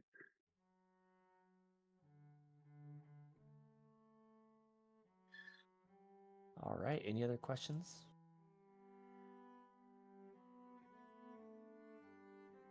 Let's get in there. Cool. That's it.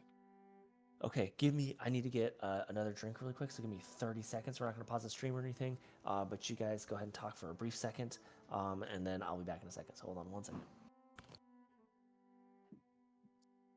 I'm gonna Alright. do a BRB.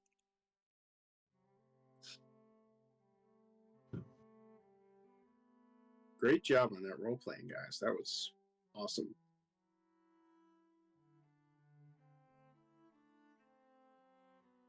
So if Takagawa is not going to fight with us, I mean, he's just going to kind of lead us to the promised land. I don't know how stealthily that we're going to be able to do this, if that's kind of what we were trying to think about doing. So, Yeah, Alright. Davral's about as stealthy as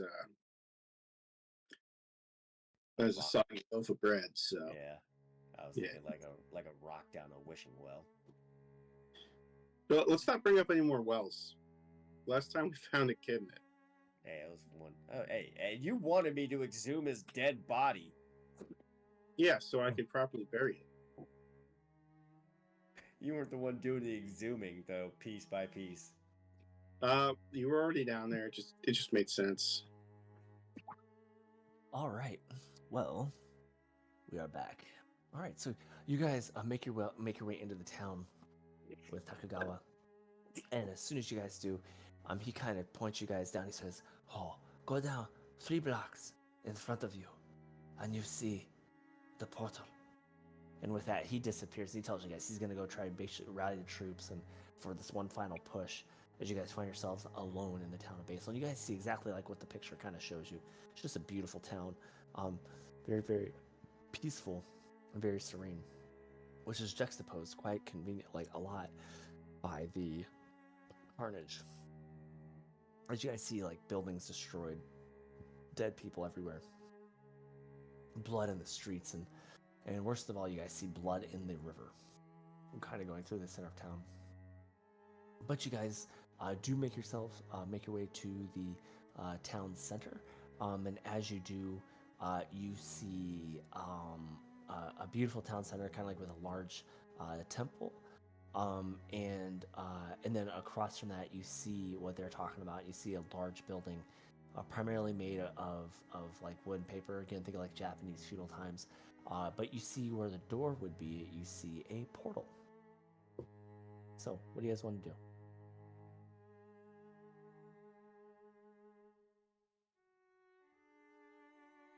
What color is the portal? Good question. The portal is a black and blue hue, and it's kind of like going around in a circle.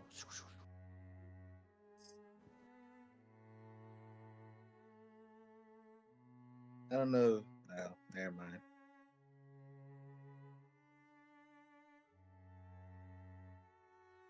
Can we see like anybody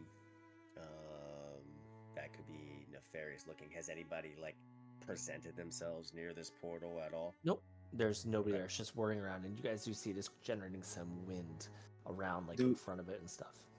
Do we see any other like adversary bodies on the ground? Like, have they taken any loss? Not right here. You don't see them, no. Is there any like symbology below the portal? Like Nope. you know, Nothing. Just a portal. Is there, I guess, based off the layout of the land, does it look like there's any way to collapse the portal, like potentially, like by destroying the ground around it, maybe dropping some of the architecture on top of it, anything like that, or is it just kind of just out in the middle of town? It's really like right in front of where the door would be for the building that's behind it, for the record building, I guess you could say, or Like the artifacts. archives or whatever. Yeah, the archives for the archives. And so, but I mean, it looks like it's not like if you clap something around it, it looks like it would just like stay there. Kind of I hover guess you could say. almost. Yeah. Yep, exactly right. Is there another entrance to the archives? No, there isn't, and that's by design to keep people out. Can we make another entrance to the archives? What's the material of the building? Is it like It's primarily thin made of walls inside? wood. Wood. Yeah. All right. So I kind of look at the Microdoo, kind of looks at the rest of the party, and is like, I cast fireball. Go. Perhaps we find alternate way in with Eldritch Blast. And with that, he kind of like holds up one paw and starts like crackling like purplish energy from his one fingernail or his one paw claw. Paw claw? Paw claw. Paw claw. Paw claw. Did the tabaxi have large talons? Do they have large talons? Okay. Love that. Yeah. I mean, you guys could try to bust your way in that way. Well, I was asking the rest of the group, see if they like that idea, because the moment we start blasting finger blasts, it might alert our pause, might alert our presence. How stealthy do we want to I mean, continue to be? that's better than my idea that I was thinking about. I was thinking about like, just throw like a rock into the portal and see what happens. So yours is better than mine. Oh no, I kind of like your idea. Just see where it goes. Somebody on the other end takes it, throws it right back at us. Pelts it in the head. No big deal. I mean, also, we don't know what the importance of the archive really is, right? Or why the portal spawned right there. Did Takagawa tell us exactly why, or had any theories as to why the portal spawned where it did? He thinks that it had something to do with some sort of ancient mystery. That the secrets, supposedly, the archives have a bunch of old secrets in them, and myths, and yeah, just a lot of useful information, like useful secrets for like technology and magic and stuff like that. Okay, I have an idea. Since I am tabaxi and the walls are primarily made of wood, can I use my cat claws to kind of just start like, instead of blasting with an Eldritch Blast and definitely like alerting our presence, can I kind of like start to trim like a tiny little hole in one of the sides of the wall and kind of peer in without Yeah, trying to draw too much attention? Yeah, so do a stealth check, Okay. and then followed by unarmed attack. Okay. Okay, sounds good. There's stealth check. Let's see the unarmed attack. Where's my cat claw? Wow. Oh, okay, yeah, you're not Wait a minute, really able hold to on, make. Is that right? What did That I doesn't roll? seem. Hold on, did I roll? It is That's a a. Yeah, D20 it plus did. 3. Yeah. Yeah. I rolled a 2. So I literally rolled a 2 plus 3. Because I have one specifically for Cat Claw, and I don't get proficiency with it. Which is crazy. Yeah, you don't really make You're much not of an. proficient with your own claws. Yeah, I know. It's wild, huh? I can't use my proficiency bonus for the damn You're claws. not able to. You're not able to get through it with that one. Okay. Can I give it one more try? Do another Of stealth course check? you can. Yeah. Okay. All right. Okay, there's a stealth check. Very good. All right, let's not fail this time. All right, that's a little bit better. Okay. Yeah, you find a crease in the board, and you're able to put your claw between it, and you do just a couple little like scratches, and you're able to kind of peer through. And as you do, Mac, that's an interesting question. There's no smells coming from the portal, except it kind of smells like books. As you kind of look in, and I need to go to my map here, make sure I tell you exactly what you see. Okay. You see what looks to be figures kind of moving about. You see two figures from where you are, and they both, one seems to be have wings and is really skinny, and the other one is kind of a lot bigger, um, like a bigger humanoid type figure, and they seem to be looking around in there and moving it, looking at books and stuff, and they don't see you. Okay.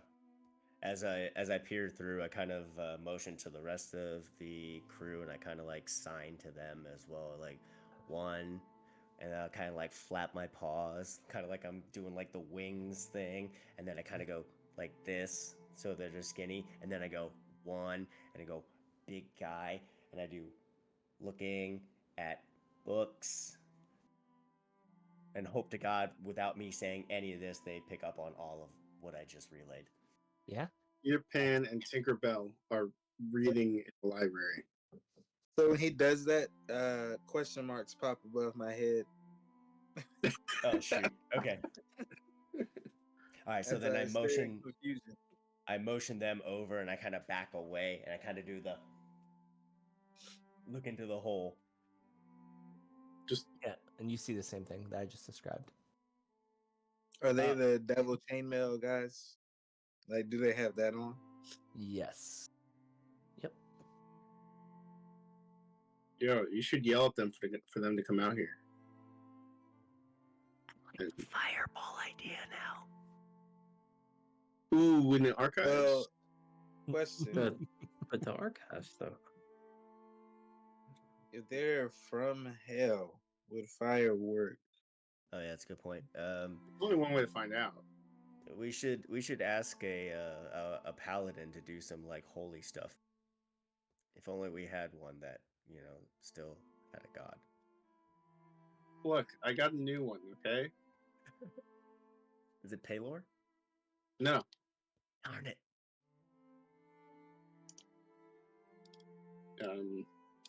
Yeah. All right. What do you guys want to do? We should have the our newfound barbarian just like bust through this like the Kool-Aid man.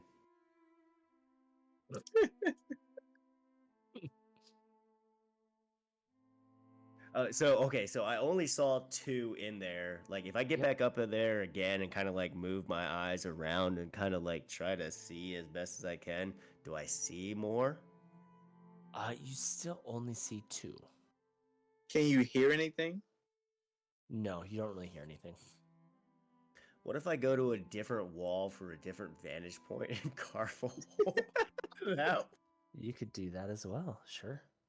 I really need to get an accurate picture of what the hell we got going on here, and I hope to God I don't like carve a hole behind some like bookshelves and I can't see jack squat. But I'm gonna go around to the next adjacent wall and do the same thing. Okay, so I will say, so if you're looking at the portal, yes, and I would say you went to the immediate left of the portal and kind of scratched in. Okay, so now where are you going for this next one? I guess I'll go to the back. Like the very back of the building? I'm guessing you said it was like a square building, right? Yes, it is a square building. Yep. Okay, then yeah, I will go to the next adjacent wall, which would be the back wall. Okay, yeah, you go back there, and you're pretty stealthy. Go ahead and make your attack. All right, where'd it go? You can't. You're not able to get through. All right. I'll kind of motion everybody over and kind of like whisper, be like, "You want me to do it again?"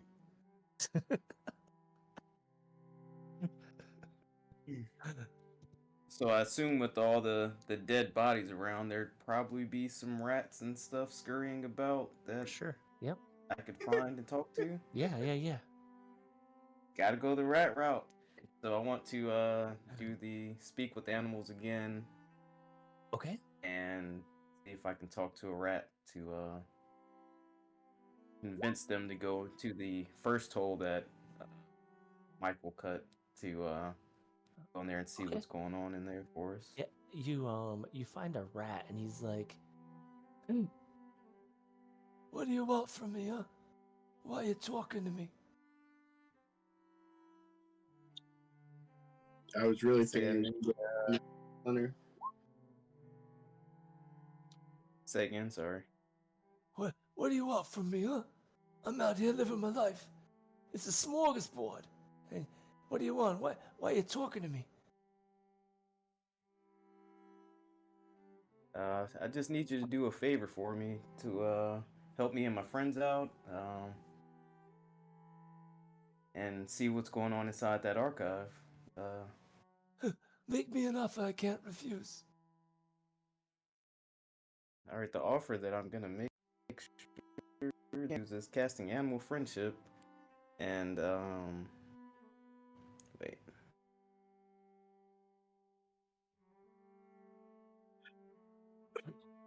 Yeah, so let me send it in the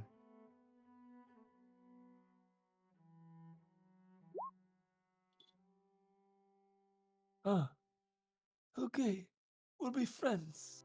I like to be friends, okay. I'll go look. And he kind of scurries away. And he crawls up into the hole, and he kind of looks and goes in. And maybe about 5 minutes later, you see he comes back out, and he's like, I gotta tell you, you've been really good to the family. Thank you. Anyways, I see in there, I see 4 people. That's what I see, huh? It's not a problem. 4 people. 2 big guys, 2 guys that fly. Um, it was what it was. You know, that's what I see. Uh, I I want to use beast sense, which maybe I Okay. shouldn't, but I'm just gonna go ahead and do it. Um, and I want to, since it's my Oh, friend, touch it and see like what it may like what books they might be looking at or like what they're okay. doing exactly in there. So, okay, yeah. So you cast it on him, and immediately you are looking back at yourself, and then it kind of goes back in there, and you see that these creatures in here, you see one of them. So the flying creatures, they look a little bit smaller, and they're almost like emaciated. They're very tiny, and they're just kind of looking through books and kind of pulling books off the shelf, and then you see these big looking dudes who are just jacked. Like I'm talking like pretty yoked. And they are looking through books as well. Is what and I will show you because you can see it what they look like.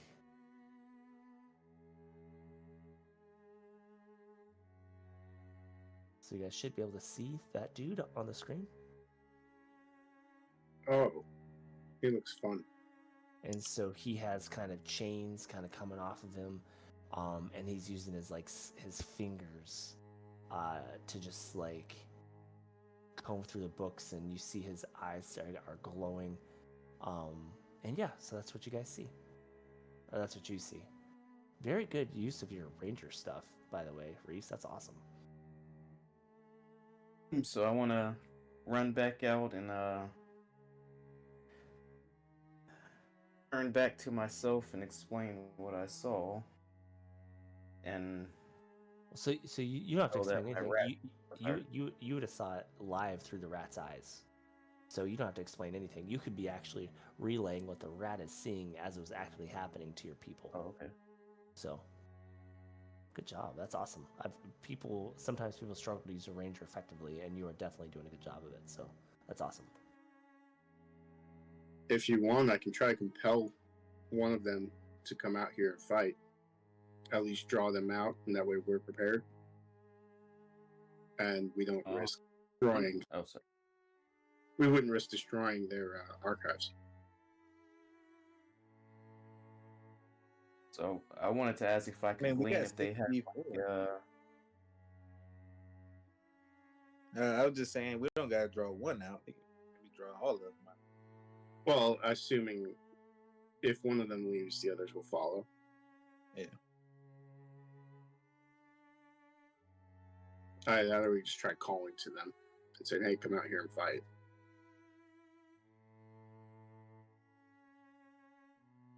Go, caw, caw. That's exactly what you do, for sure. That's what you guys want to do. we know how. So do you guys think they would come through the portal, or like how do you guys think they would? Where do you think they would come out from? So we're a little better prepared. I imagine that they would probably just pour out of the front door. I mean, even if the portal's there, they'll probably go around the portal. I can't imagine that they would teleport to the portal and teleport out of the portal, but that's just me.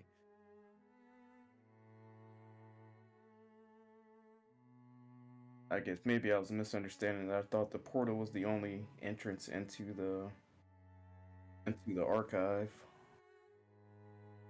He said it was kind of like floating in the doorway, but he didn't necessarily say that you couldn't get around the portal through the doors. I imagine that portal. Now, looking at all of the totality of the circumstances of the intel that we've kind of gathered, I'm guessing that the portal is placed there specifically so that they could beeline it directly to the archives to find whatever the hell they're looking for. But If that's the correct me if case, I'm wrong. disturbing them would be probably a good idea, though, right? I think so. think so. Yeah, based off of what we've seen and what we've heard from Takahashi Sojaburu or whatever his name was, that it might be a good idea that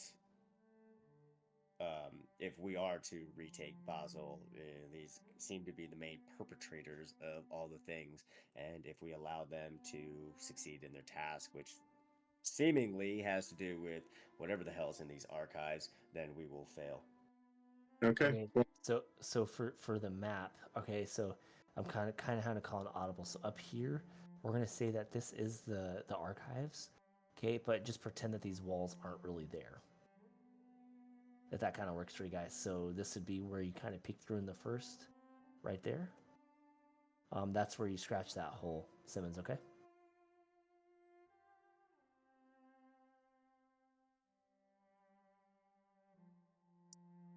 All right. Okay, so what do you guys want to do? Well, why don't you guys get in position, and then I will ring the dinner bell, so to speak. Yeah, disturb and prep for murder. Yeah. I'm good with murder. All right, sounds good. All right, Chris, how are you gonna get him out? So first I'm gonna go up to that hole, and I'm gonna scream, or I just kind of yell at them, "Come out here and face your destiny." Ooh, So okay. before he does that, is there any chance I can get to the roof of the building, or is it like too high? Or You could, yeah, I'd allow you to make an athletics check to get up there.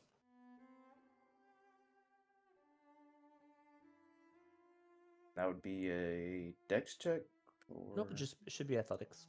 One of your skills. athletics. Gotcha. Yep.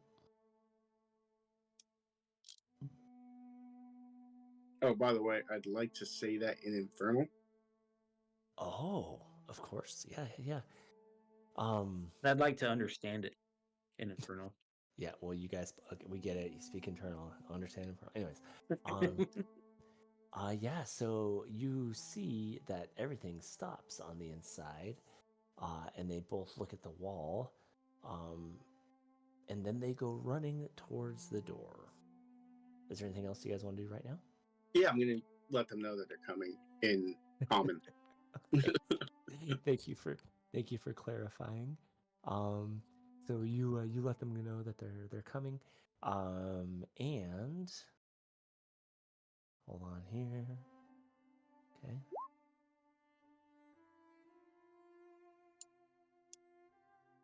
So it just says pause. All right. Thanks, Goja. They're coming. Okay, and they bust out here. Okay, and we're gonna do. We should Is be there getting attacks of opportunity. yeah. I'm gonna need to know if I can get an attack of opportunity on the first one out the door. I would say yes for the first one. Like the 'Cause people who it's are right next to it. if I I don't hit know. him, it's gonna cause problems to what you just did. Maybe not. Reese, yeah, you are up on top of the roof. That's fine. You can be up there. Okay. All right. O'Keefe, yeah, O'Keefe, and then is that Mikaru that's next to you? Yeah, I created a new avatar so you could tell that I'm definitely a cat. Okay. It's a very cute cat. Okay. Go ahead and roll your attack, O'Keefe. Okay. You go to swing with your great Wow. axe, and this flying thing just like dodges it, and he kind of comes around to you. Moikaru, you get an attack of opportunity as well. With that, I will use my quarterstaff two-handed, kind of like a baseball bat. Let me make sure I am not okay toggled.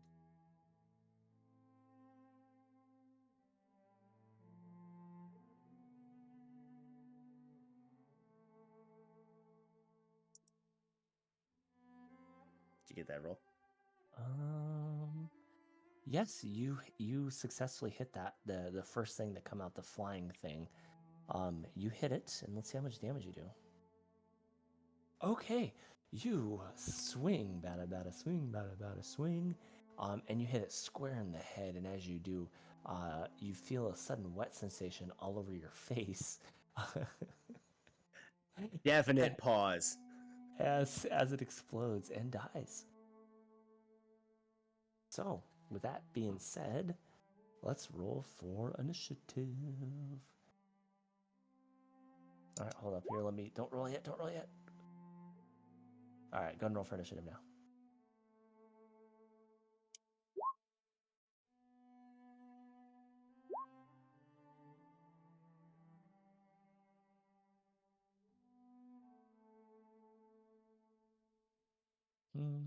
Which is there? Oh my gosh, seriously. Wow. All right. All right. So that being said, who's that first one? The name's not there. Who's that? Gavril. It's me. Yeah. Gavril Levine. Go for it, buddy. Your turn. Oh my god. Yeah. I will move up here, and then I'm gonna do something that I have to think about.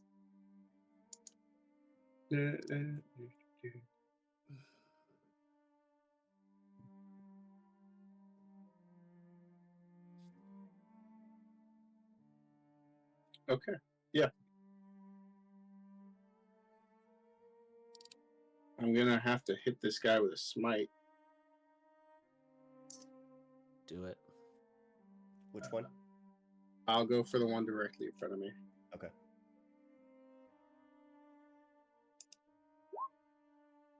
Okay. You go to swing, and you hit. Roll your damage. Oh, you already did.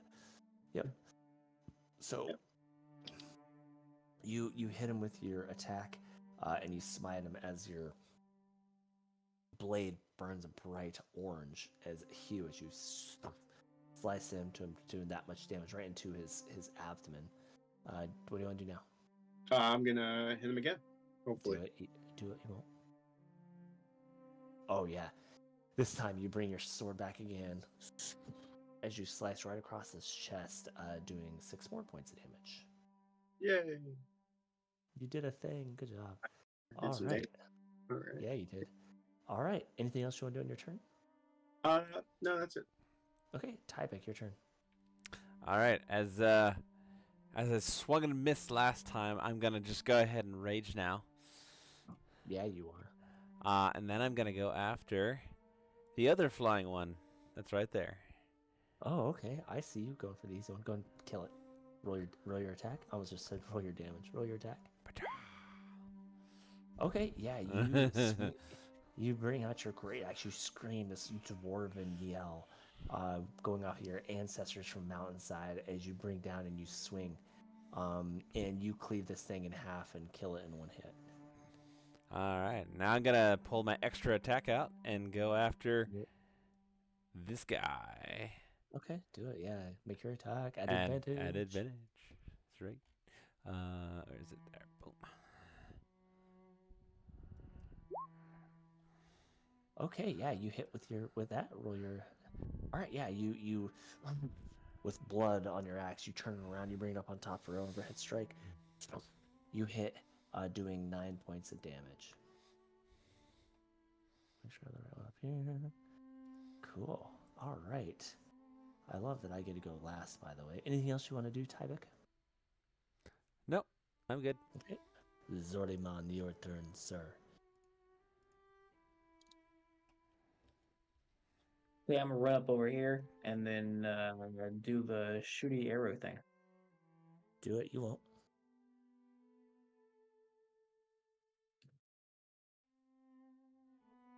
Okay.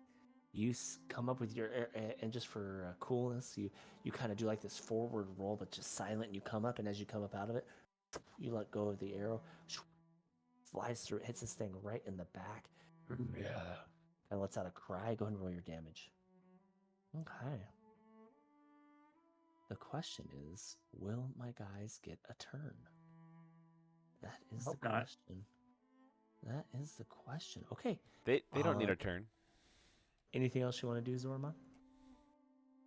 I'll move back. Okay, sounds good. Maikaru, your turn.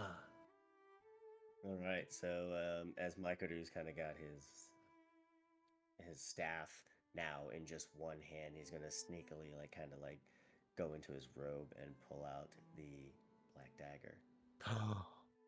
But before he does that, he's gonna use Hexblade's Curse on this one right here.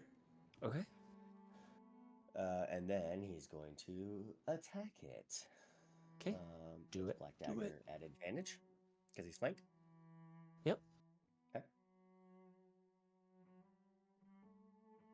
You hit with your dagger. Roll your damage. Okay. So the 3 is straight up from the Hexblade's Curse. Yep. So that's gonna be that much. Okay. Hold on. We need to do something. All right. I need you to roll a D6, and if it's a 6, re-roll it. Okay. Okay. Now roll a D12. After you strike this thing, you teleport to about right here. All right. Anything else you want to do on your turn, Maikaru? Yes. After I teleport, I will move and get up in this guy's face and attack him. Okay. With the dagger again? With the dagger. Oh, let me turn. Okay. Yeah, let me find out if it hits first. Not at advantage. This one's well. Nope. Is this one at advantage? Well. Oh, definitely at advantage. Yeah, Okay. you're flanking him. Okay. Yeah, you hit. Roll your damage. Oh my gosh. Too bad he's not Hexblade's Curse because that would have been a crit. But that's okay. And it is here. Okay. And then it's oh my gosh. D6. Yep, roll a D6. If it's a 6, reroll. Okay, reroll. Reroll. Okay. Oh, perfect. Yeah. I don't like that. Okay. Sounds good. All right. So you suddenly, after you stab, you know you're going to disappear or reappear somewhere else. You just don't know where. As you suddenly look around, and you are now roughly 35 feet in the air. Cats always land on their feet, though, so you'll be all right. It should be fine. Should be fine. You're right. All right. Anything else you want to do? As you just kind of spend this turn suspended in air. Do I actually stay in the air, or am I falling? You'll fall down on your turn. Or probably on my turn. Probably I'll make you fall down. Okay. Then, yes, that is perfectly fine. Okay, cool. All right. Sounds good. Cats always land on their feet, right? Supposedly. I mean, supposedly. Right. Varys, it's your turn, sir.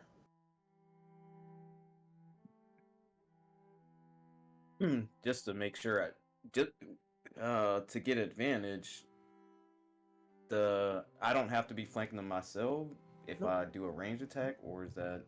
I'd allow it. You're up above them, so I'd allow it just because of that. Baldur's Gate 3 rules. I want to back the one. Do it. Attack him. Shoot him in the face. I want to attack the one next to the. Yep. So wait, are you shooting the front one or the back one? The front one, the one that's closest to me. Okay, this one's cool. Sounds good. All right, full send. Shoot him. Okay, you shoot with your longbow. You bring it back. Oh, you have to roll it again though because you're at advantage. That's right. Nice. Yeah, you kind of settle your breath in. Let it go. You pierce him right above his clavicle. Roll your damage.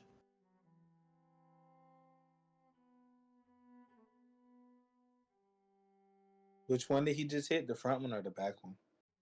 This one right here. Okay. You hit him right above the clavicle. It's kind of sticking out. He's uncomfortable, but he's doing okay. Do you want to attack him again? Yes, sir. Send that one. Okay, yeah, that hits. Roll your damage.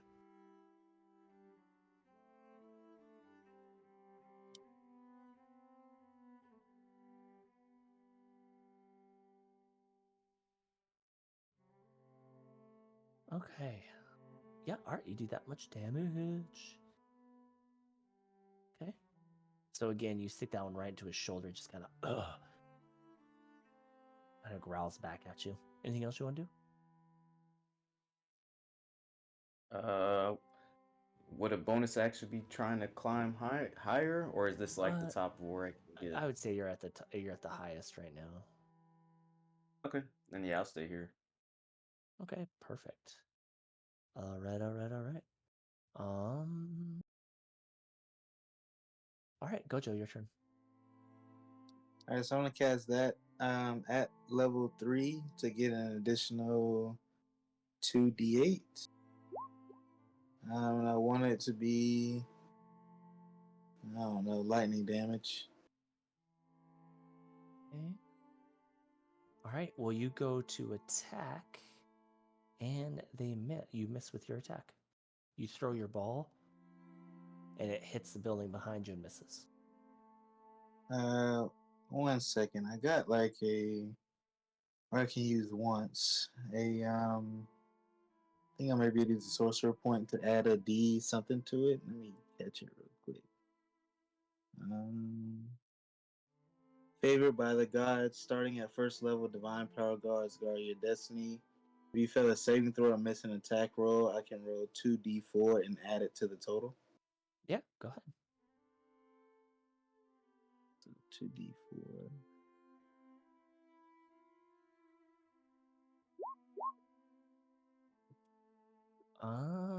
Do I still miss? You still miss. Yep. All right. All right. Anything else you want to do? Nah, that's it. Okay, sounds good. Okay, it is now my turn. Finally, my goodness, didn't think I was going to get a chance to go. All right.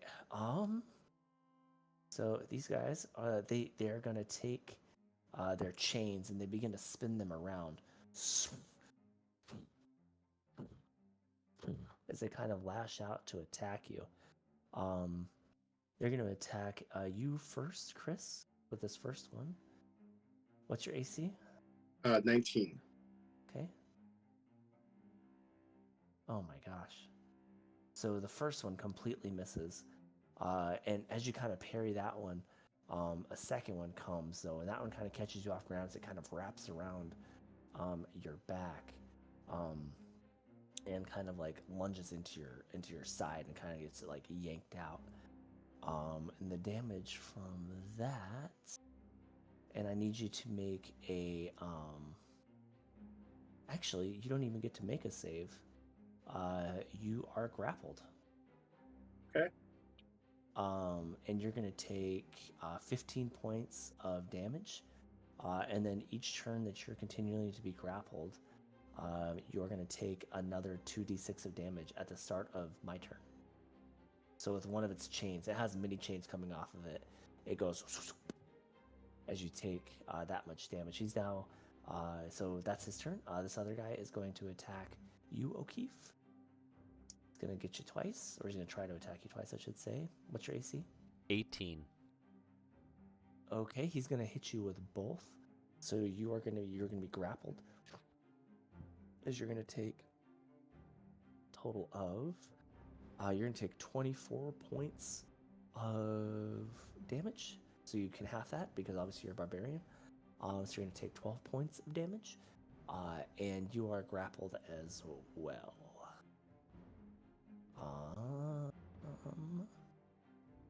And I think... Oh, that's... I'm not going to do that. That's sad. Okay. All right. Next, it is top of the order. Which one of those guys grappled me? The guy right in front of you. Cool. I'm going to smite him. Do it. Do it. Just kidding. You get this. Oh yeah. Thank you. All of a sudden, you guys see the Mikaru fall down. Make a dexterity save, Mikaru. Instead of that, can I use my reaction to take slow fall? Of course you can. Of course you can. Okay. And you take slow fall, and you kind of land like a G, just like looking at the bad guys. So, okay, Chris. So your first one, you just miss, and then the second one, he kind of maneuvers his chain to block your attack with your blade, with your longsword, and he kind of parries that away, parrying both of your attacks. Sweet. Anything else you want to do? No. Okay, sounds good. Tyvek, your turn. All right. Well, I'm gonna go ahead and try to use my attack as well. Okay, go ahead, do it. You are not at advantage, so I'll take the first one.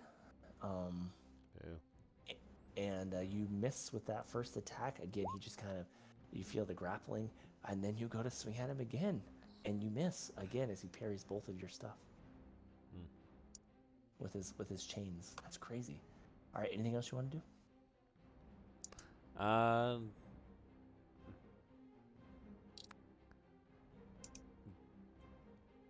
To fight the grapple, that's an action, right? Yes, that's an action. Well, there's not much else I can do then. Sounds good. Mac, your turn. Okay. I want to go shoot that guy. Do it. I should have advantage, correct? Yeah, I'd allow it this turn. Yeah, even though, yeah, that's fine. Because there's enemies within 5 feet Yeah, of I mean, that person. I mean, my guys were within 5 feet of that dude. yeah, I'd allow it. Go ahead. This button. Okay. Yeah, you hit. You again, you level your short prop. You let it fly. What's your damage? Nice, dude. Doing that consistent damage. Oh, Okay. man. Yeah, anything else you want to do on your turn? Yes, I will move back again. Okay. Yeah, you And can I do a cunning action hide? Of course you can. Make a stealth check. Okay. Oh, sorry. Yeah. That's No, that's fine. Yeah, I'll take the first one. You like creep down. You got a feeling that none of the bad guys see where you're at. Okay, Mikaru, your turn. We are moving through the turn order, guys. Nice job, Mikaru. Are both Gavril and Tyvek still restrained by chains? Yes, they are. How many chains are on each? Chris has 1, and Tyvek has 2. Okay. I'm going to make my first attack on the chain that's holding Gavril, since he's within 5 feet of me, right? Yep, trying to break the chain. Yep. I will hit it with a. Never break the chain. Oh, I knew that was coming. Can't get through without some Fleetwood Mac. It's nor would you want to. Right, Okay, go ahead and make your attack roll. All right, I'm gonna hit it with my quarterstaff, but I guess I can only do it with one hand since I have a knife. I'm not gonna try and cut through a chain with a dagger. I don't think that has ever worked very well in the past. So I'm gonna. Yeah. Sure. You're right. Until it doesn't. depends on the work. dagger. Yeah, and Sure. then everybody, kind of just stabs you and twists and. Ayo. Yeah. So I'm gonna hit it with a one-handed strike with my quarterstaff. Okay. You hit it really, really, really hard, but you notice that it doesn't really do nothing to the chain. So it does. Doesn't do nothing. Doesn't do nothing. So it does something. It doesn't do anything. There you go. Okay. It has no effect. I'll say that much. Okay. All right. In that case, I will have noticed that it doesn't do any effect. So I will take my second attack. This time on the the demon creature, but instead of with my quarterstaff, I will attack him again. Oh no, actually, no, I will not. I will attack him with a quarterstaff, Okay. one-handed. Okay, do it. Because he's restrained, does that wipes out advantage, correct? I would say yes in this instance. Okay. Yeah. Yeah, that's what I thought the rules were typically like, hey, Right. if they are incapacitated, you wipes out advantage. Okay. I will swing with my quarterstaff, and the one in front of me does not have a Hexblade's Curse. Oof. Yeah, you go to swing and you get kind of distracted by the chains and you don't make a solid strike and you don't it doesn't get through. I'm gonna use my inspiration to re-roll that one. Oh, okay, okay. Glad I did. Nice. Roll your damage. Womp womp. Seriously? Yeah, rolled a freaking 1, and it's one-handed, so. Well, Unless you do the as whole. much as you don't deserve this, Simmons, tell me how you do this. Oh, all right. All right. So after the nonchalant smacking of the chain, kind of like realizing almost immediately that absolutely nothing happened, and like kind of the chain just kind of like reverberating like in front of me. I take it, the quarterstaff, and as I kind of like look back up to him, just kind of quickly like thwip it like towards his head, and potentially like maybe like lob his head off with just a quick like flick of the wrist, you know? Yeah. Hell yeah. Yeah, and his head just really just pops up. And Chris, you feel the chains be let loose around you. Um as you hear the sound of them hit the ground, as once this thing hits the ground, it kind of does like a Skyrim dragon thing where it just glows like this bright yellow and then disappears. As you guys just find yourself with one of these bad boys left. Very good turn, Mike. Oh, Very hold on. Not done yet. keep Those are only my attacks. I will step into the empty void that he left, and I will use my bonus action on a flurry of blow attack. Okay, go ahead. Monk unarmed. Would the advantage be back now? That's what I'm wondering. Yes. Okay. Yep.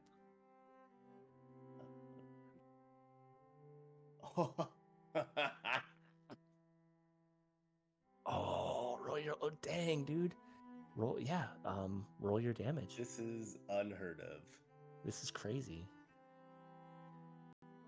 And that one does have my Hexblade's Curse on it, so that's why it's added. Okay. Dude, you come across and you just punch it square in the face. And he just kind of you hit him so hard that the chains are loosed on O'Keefe and he is no longer grappled. Oh. Well, all right then. But for my second one, I am actually just going to use my Hand of Healing in lieu of the second unarmed strike.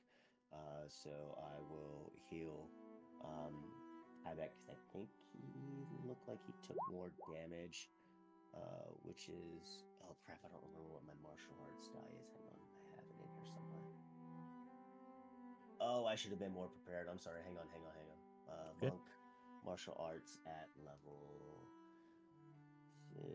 1d6. Okay, 1d6. Where's my d6? Same place as every other die. Oh my fucking lord! I should have just On the left. Yeah, I got it. I rolled it. Oh, two HP you get back. you get to heal 2 HP, Tyvek. Yay! Okay. And That's it for your that turn? will end my turn. Yeah. Okay. Let's put that in. Varys, your turn.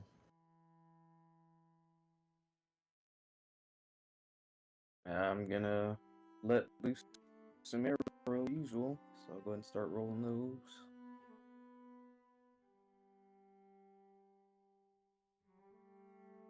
Okay.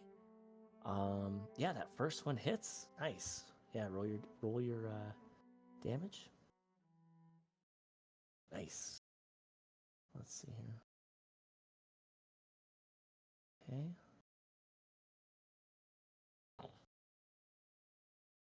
Okay, roll your next attack. You notch an arrow, and then you go to shoot the other one, and you just miss. So, anything else you want to do in your turn, Varus? I like your character; just consistently does damage. And I think I'll stay where I'm at. I don't think getting down there's in my bag. So Sounds good. Gojo, you put together your orb as you go to throw it, and you notice again you miss with your All right, attack. in my turn. That's the end of your turn. Okay. I don't know what this attack is, but I don't like it. He's just throwing these chromatic orbs, and they're just missing every time. Oh, it's chromatic orb? Oh, yeah, Mhm. chromatic orb's pretty dope. But wait. Now- Where are you throwing them? Chromatic orb will F us up too. No, it shouldn't. That was not fireball. It goes against one target. If it hits, it does pretty good damage. But Yeah, and I've been casting at higher levels, so I'm trying to do like more damage. But Oh, it is only 4-inch. Man, I've been reading Baldur's Gate 3 wrong then. I thought chromatic orb, because I definitely took it on one of my characters. I thought it did a wider. Never mind. All right, Nope. I'll shut up. You're good, bro. All right, it's gonna now attack you, Mikaru, because it saw that it killed your buddy. Yeah. 16. Okay. All right, so that's gonna be a hit. Second one's a hit as well, so it's gonna be that. All right, you are going to take 24 points of damage as these two chains come out around you. And then you feel yourself kind of grappled in this stuff. Cool. All right. Gavril, your turn. Okay, I'm going to move up to that one, and I'm going to smite him this time. Going to. Do it. Yeah, you hit him. All right. Okay, Chris, how do you do this? Oh, shit. So I'm going to go back to Infernal. I'm going to say, something that loosely translates to go back to the hell you came from before I split him in half down the middle.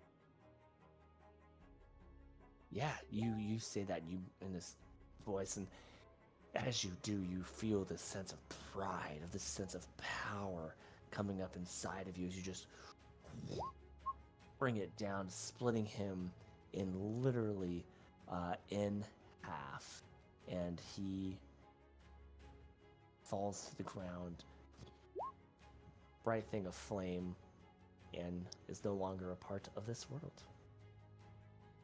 Hell yeah. All right, that was exciting. Wow. What do you guys want to do now? is the portal fidgeting? Is it still up? Oh, it's still very, very, very much still there.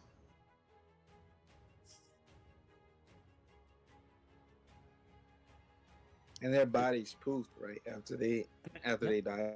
Mm-hmm. So if I recall, our friend said that if they disappeared, the portal would disappear. Or am I making that up? Basically, what I'm getting at is I don't think we beat the big bad yet. The boss. The boss. It's the rat. He's the boss. I agree. But I think what we should do in like the immediate future is if we can get into the archives and kind of like get an idea of maybe what the hell they were looking for. Get it? I agree. All right. Well, as you guys are talking, I need you three right in front of the door to make a dexterity save. Sure thing. Oh, hey. Sorry, just take the first one. It's fine. Okay. All right.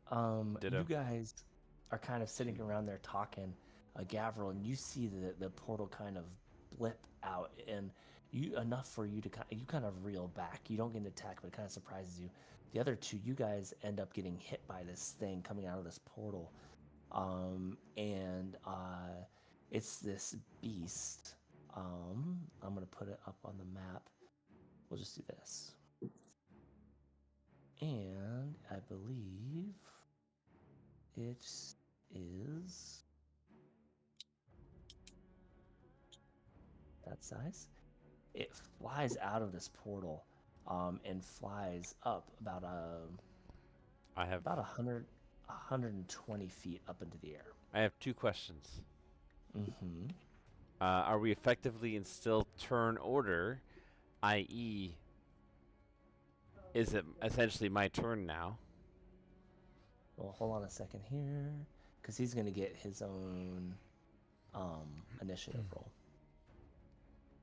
which is just crap, man. I suck at this game. All right, why am I so bad at it? It's not Okay. the DM against the party. Come on now, you know that. Oh no, I know it's not the DM. If it was a DM against the party, I would have killed you guys already. I'm just tired of rolling like 2s and 3s for my initiative. Like that's what I'm tired of. So okay, all right, yeah. And he flies up about 120 feet. But with that, what we're gonna do is we're just gonna start turn over order, order over, if that works. My second question was attack of opportunity. No, because he knocked you off the balance. He, like when he flew out of the portal, he knocked you off balance, and so Okay. yep, okay. And I think Mac just sent me a text being like, hey, he might need to bounce off here in a second. Are you guys still good to go for this fight really quick? Okay, cool. All right, sounds good. Okay, so we're just gonna go at the top with Gavril. Okay. Yeah, I'm gonna look at him. And keep in mind, he's about 120 feet up in the air. Yeah, that's fine. Okay. Oh, good. My range is exactly 120 feet for this spell. And I'm going to send a silvery beam of pale light down upon him as I cast Moonbeam. Ooh, Moonbeam is a fun spell. Yeah, don't you fucking move, Jake. So he's got to make a con save here. So it's when he enters the area for the first time, or he starts his turn there. I mean, that's technically entering it for the first time, or I don't know however you want to do it. He makes the save. Does he still take half damage? Yes, he does. Okay. Sounds good. All right. Cool. All right. Anything else you want to do, Gavril? No, that's it. Okay, sounds good. We'll press on next one. Tyvek. Just double checking. You said 120 feet, right? Yep, up in the air. Yep. Ah, that's within the range of my javelin. Okay, yeah, make your throw. Okay, I don't even know what this guy's AC is. You go to throw your javelin and you miss. Okay. But it looks really, really cool. Cool. Anything else you want to do, Tyvek? I'm gonna back up a little bit. Sounds good. Maybe a lot of it. Okay, perfect. All right, Zornamon, your turn. Mac. Can I see this guy up in the air from where I am? Oh yeah, you definitely see him. He's huge. This big horn devil. Okay. Cool. I like to do that thing and then make 0 movement and then attack. Do it. Nice.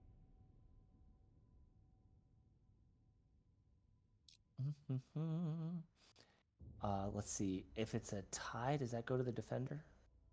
For attack. For attacks, Yeah. it goes to the attacker. Attacker. Okay, yeah, you hit. Roll your damage.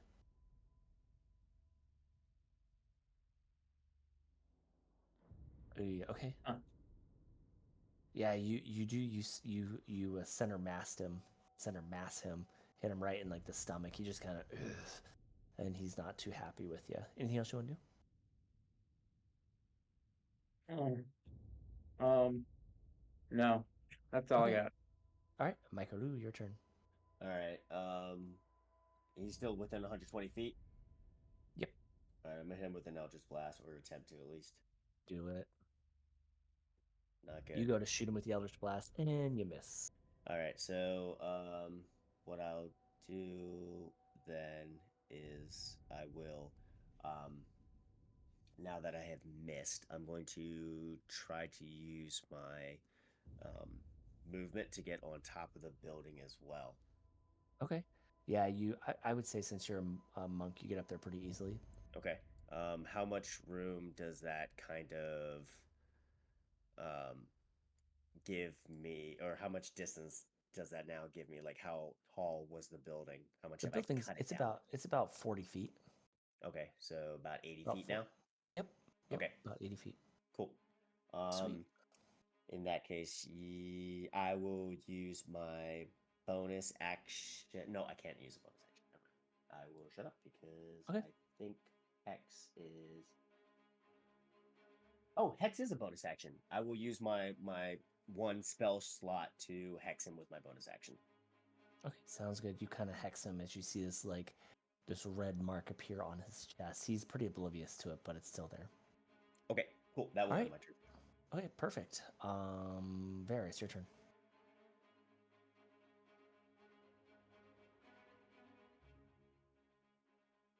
Just making sure. But I'm probably gonna go with the old faithful, the longbow. Longbow attack. Yeah, I'm just gonna go ahead and send that. Actually, Okay. it's not on advantage.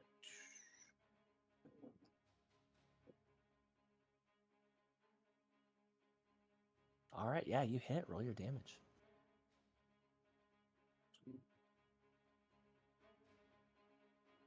Nice. Yeah, you guys are chipping away at this thing. Cool. Anything? Go and attack again, Reese. Yeah, sir. Okay, this time you go up, you go up to, and your arrow just misses him completely. Anything else you want to do? Well, let me just make sure before I.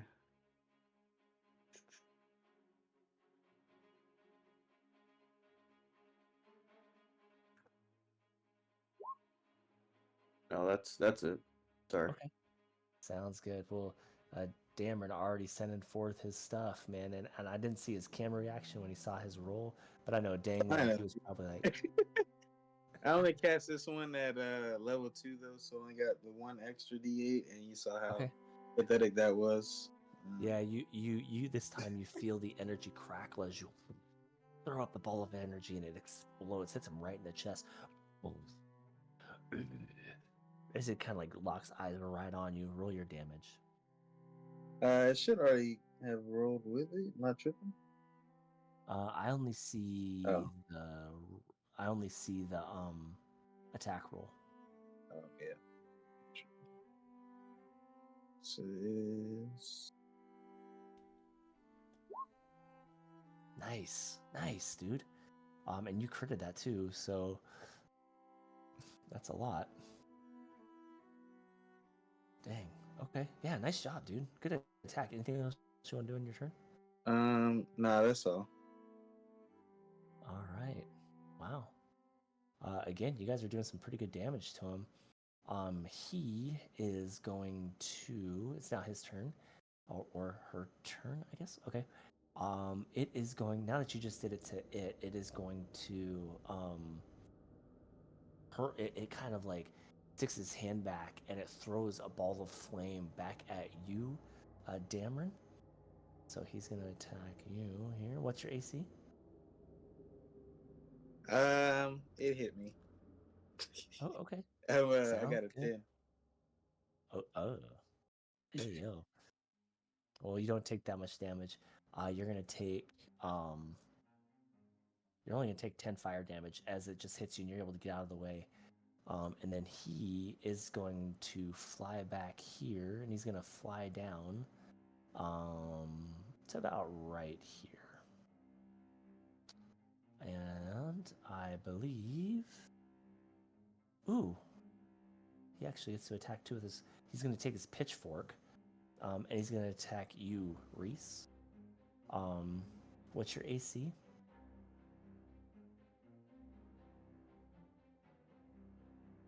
It is a 13, I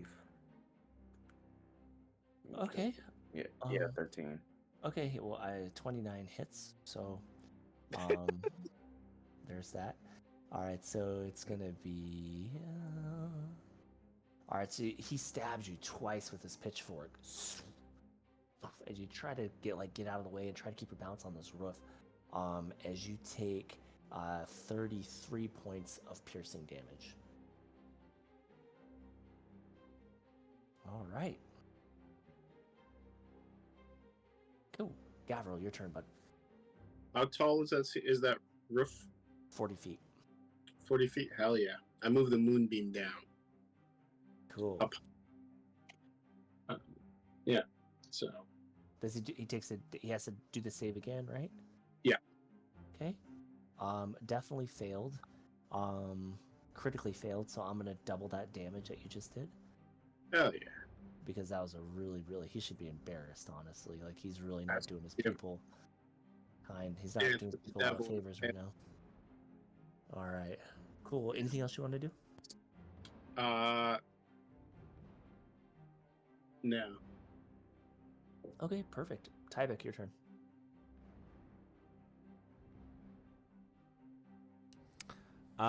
Let's see. I can sit here and do nothing, or I can move here and climb halfway up the 40-foot wall, which is what I'm gonna do.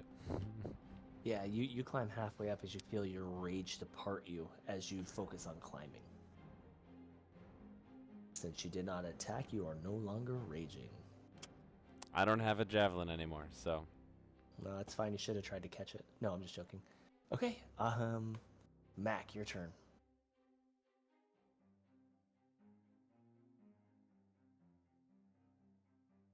I'm gonna try and basically do the same thing I did last time.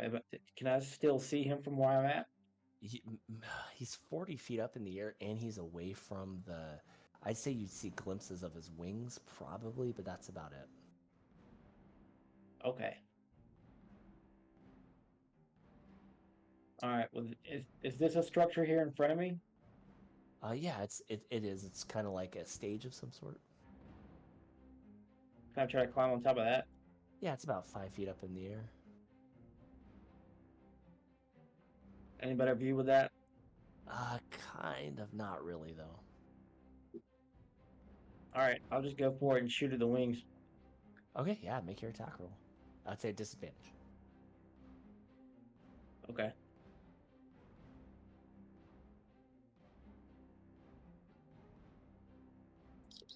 Dude, you like, oh my gosh, Mac is just like Robin Hooded out right now. You kind of settle in as you see his wings flapping, and you time it just like a mini golf shot. You let go of the arrow when you don't see it, and you just arc it just perfectly to hit this thing. Roll your damage. I would say you definitely get sneak attack on this because he definitely did not see it coming. Dang, son. Dang, homie. In high school, you was the man, homie. All right, yeah, dude, good shot, Mac. Awesome. Okay, good turn. Oh, Maikaru, your turn. Makaru being on the roof. Makaru on the roof. He's gonna since this dude is still another 40 feet above. No, he's on the roof, dude. He's on the roof. Oh, he's on the roof. Yes, I he missed is. that part where he landed. Okay. Yep. Even They better. stabbed Reese with a pitchfork and Yeah, he put the work in on Reese a little bit. So I kind of thought like maybe he was like flying and just kind of like from the skies. Like I don't know how long his pitchfork is, bro. I mean, you know, Ayo. hey yo. Pause. So all right, cool. Since he's on the ground or on the roof, and I'm on the roof, I'm gonna roll up over here Do it. and give him the. Yeah. I'm gonna do it with the dagger. Advantage on this because of yes. old Yep. Varus? Yeah, Right. advantage. Yeah. Make your attack roll.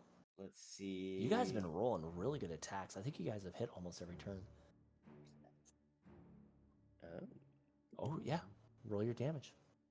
All right. This guy has Hex, so I have to roll that separately. So I will roll this and this. Dude, nice. That dagger is so awesome. It's probably one of the coolest things I've created. Oh, broken. I like it. Oh, Alright, there's a payback for it. okay. I'm Your hey, soul. I'm totally on board for it. Okay. D6. Yep, D6. Hopefully it teleports you like on his back. I'm Okay. I'm ready for it. And then would you say D12? Yep, D12. Ooh, nice. Oh, Oh that's god, that might actually be on his back. So that is you end up right here. Okay. I will attack him again then with the daggeroo. Okay. Daggerooski. You Okay. miss with this attack. All right. Yep. Then I will flurry. Oh, do I still have to roll, or is it only if it makes purchase? Only if it makes purchase. Yep. Okay. All right. So you bonus go and he action. swings and he just kind of pushes it away as he he's kind of looks like, at you. Not with this Yeah. dagger. Okay, then I will, since I'm still in range, I will hit him with flurry of blows. Do it. Cool, you send forth your first one and you set it up with a jab. As he parried away your blade, you kind of like land it right to his abs. As you feel it connect, roll your damage. All right, still hex.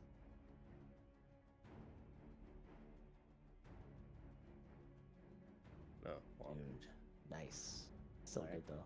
Yeah, it's pretty good. Not bad for an unarmed strike. Second one. Okay, That advantage is saving my ass. you hit again. Yeah, roll your damage. Dude. This is awesome. You guys are killing it. Good job. Okay, anything else you want to do? That is it. Okay, Varys, your turn. It's right next to you. Alright, so what I should have did at the end of my last turn, I want to use Hunter's Tree on this guy. Okay. Hunter's mark. Do it. Or Hunter's Mark, yeah, sorry. Mhm. I think I played a little too much Baldur's Gate, but So that's impossible. You cannot play too much Baldur's. Anyways. Okay, sounds good. All right, so So that I'm your gonna bonus attack him action. with my short sword. Yes, sir. All right, do it. Full send. Add advantage too.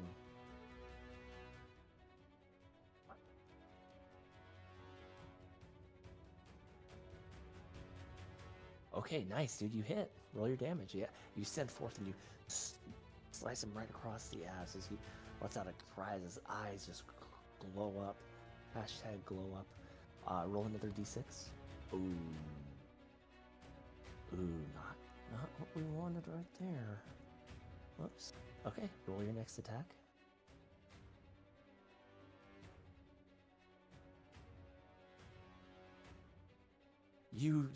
So you slice him right across the stomach, again in the same place, and this time your blade goes a little bit deeper, so much so that you actually like readjust it to like pierce it right up into his abs. Roll your damage.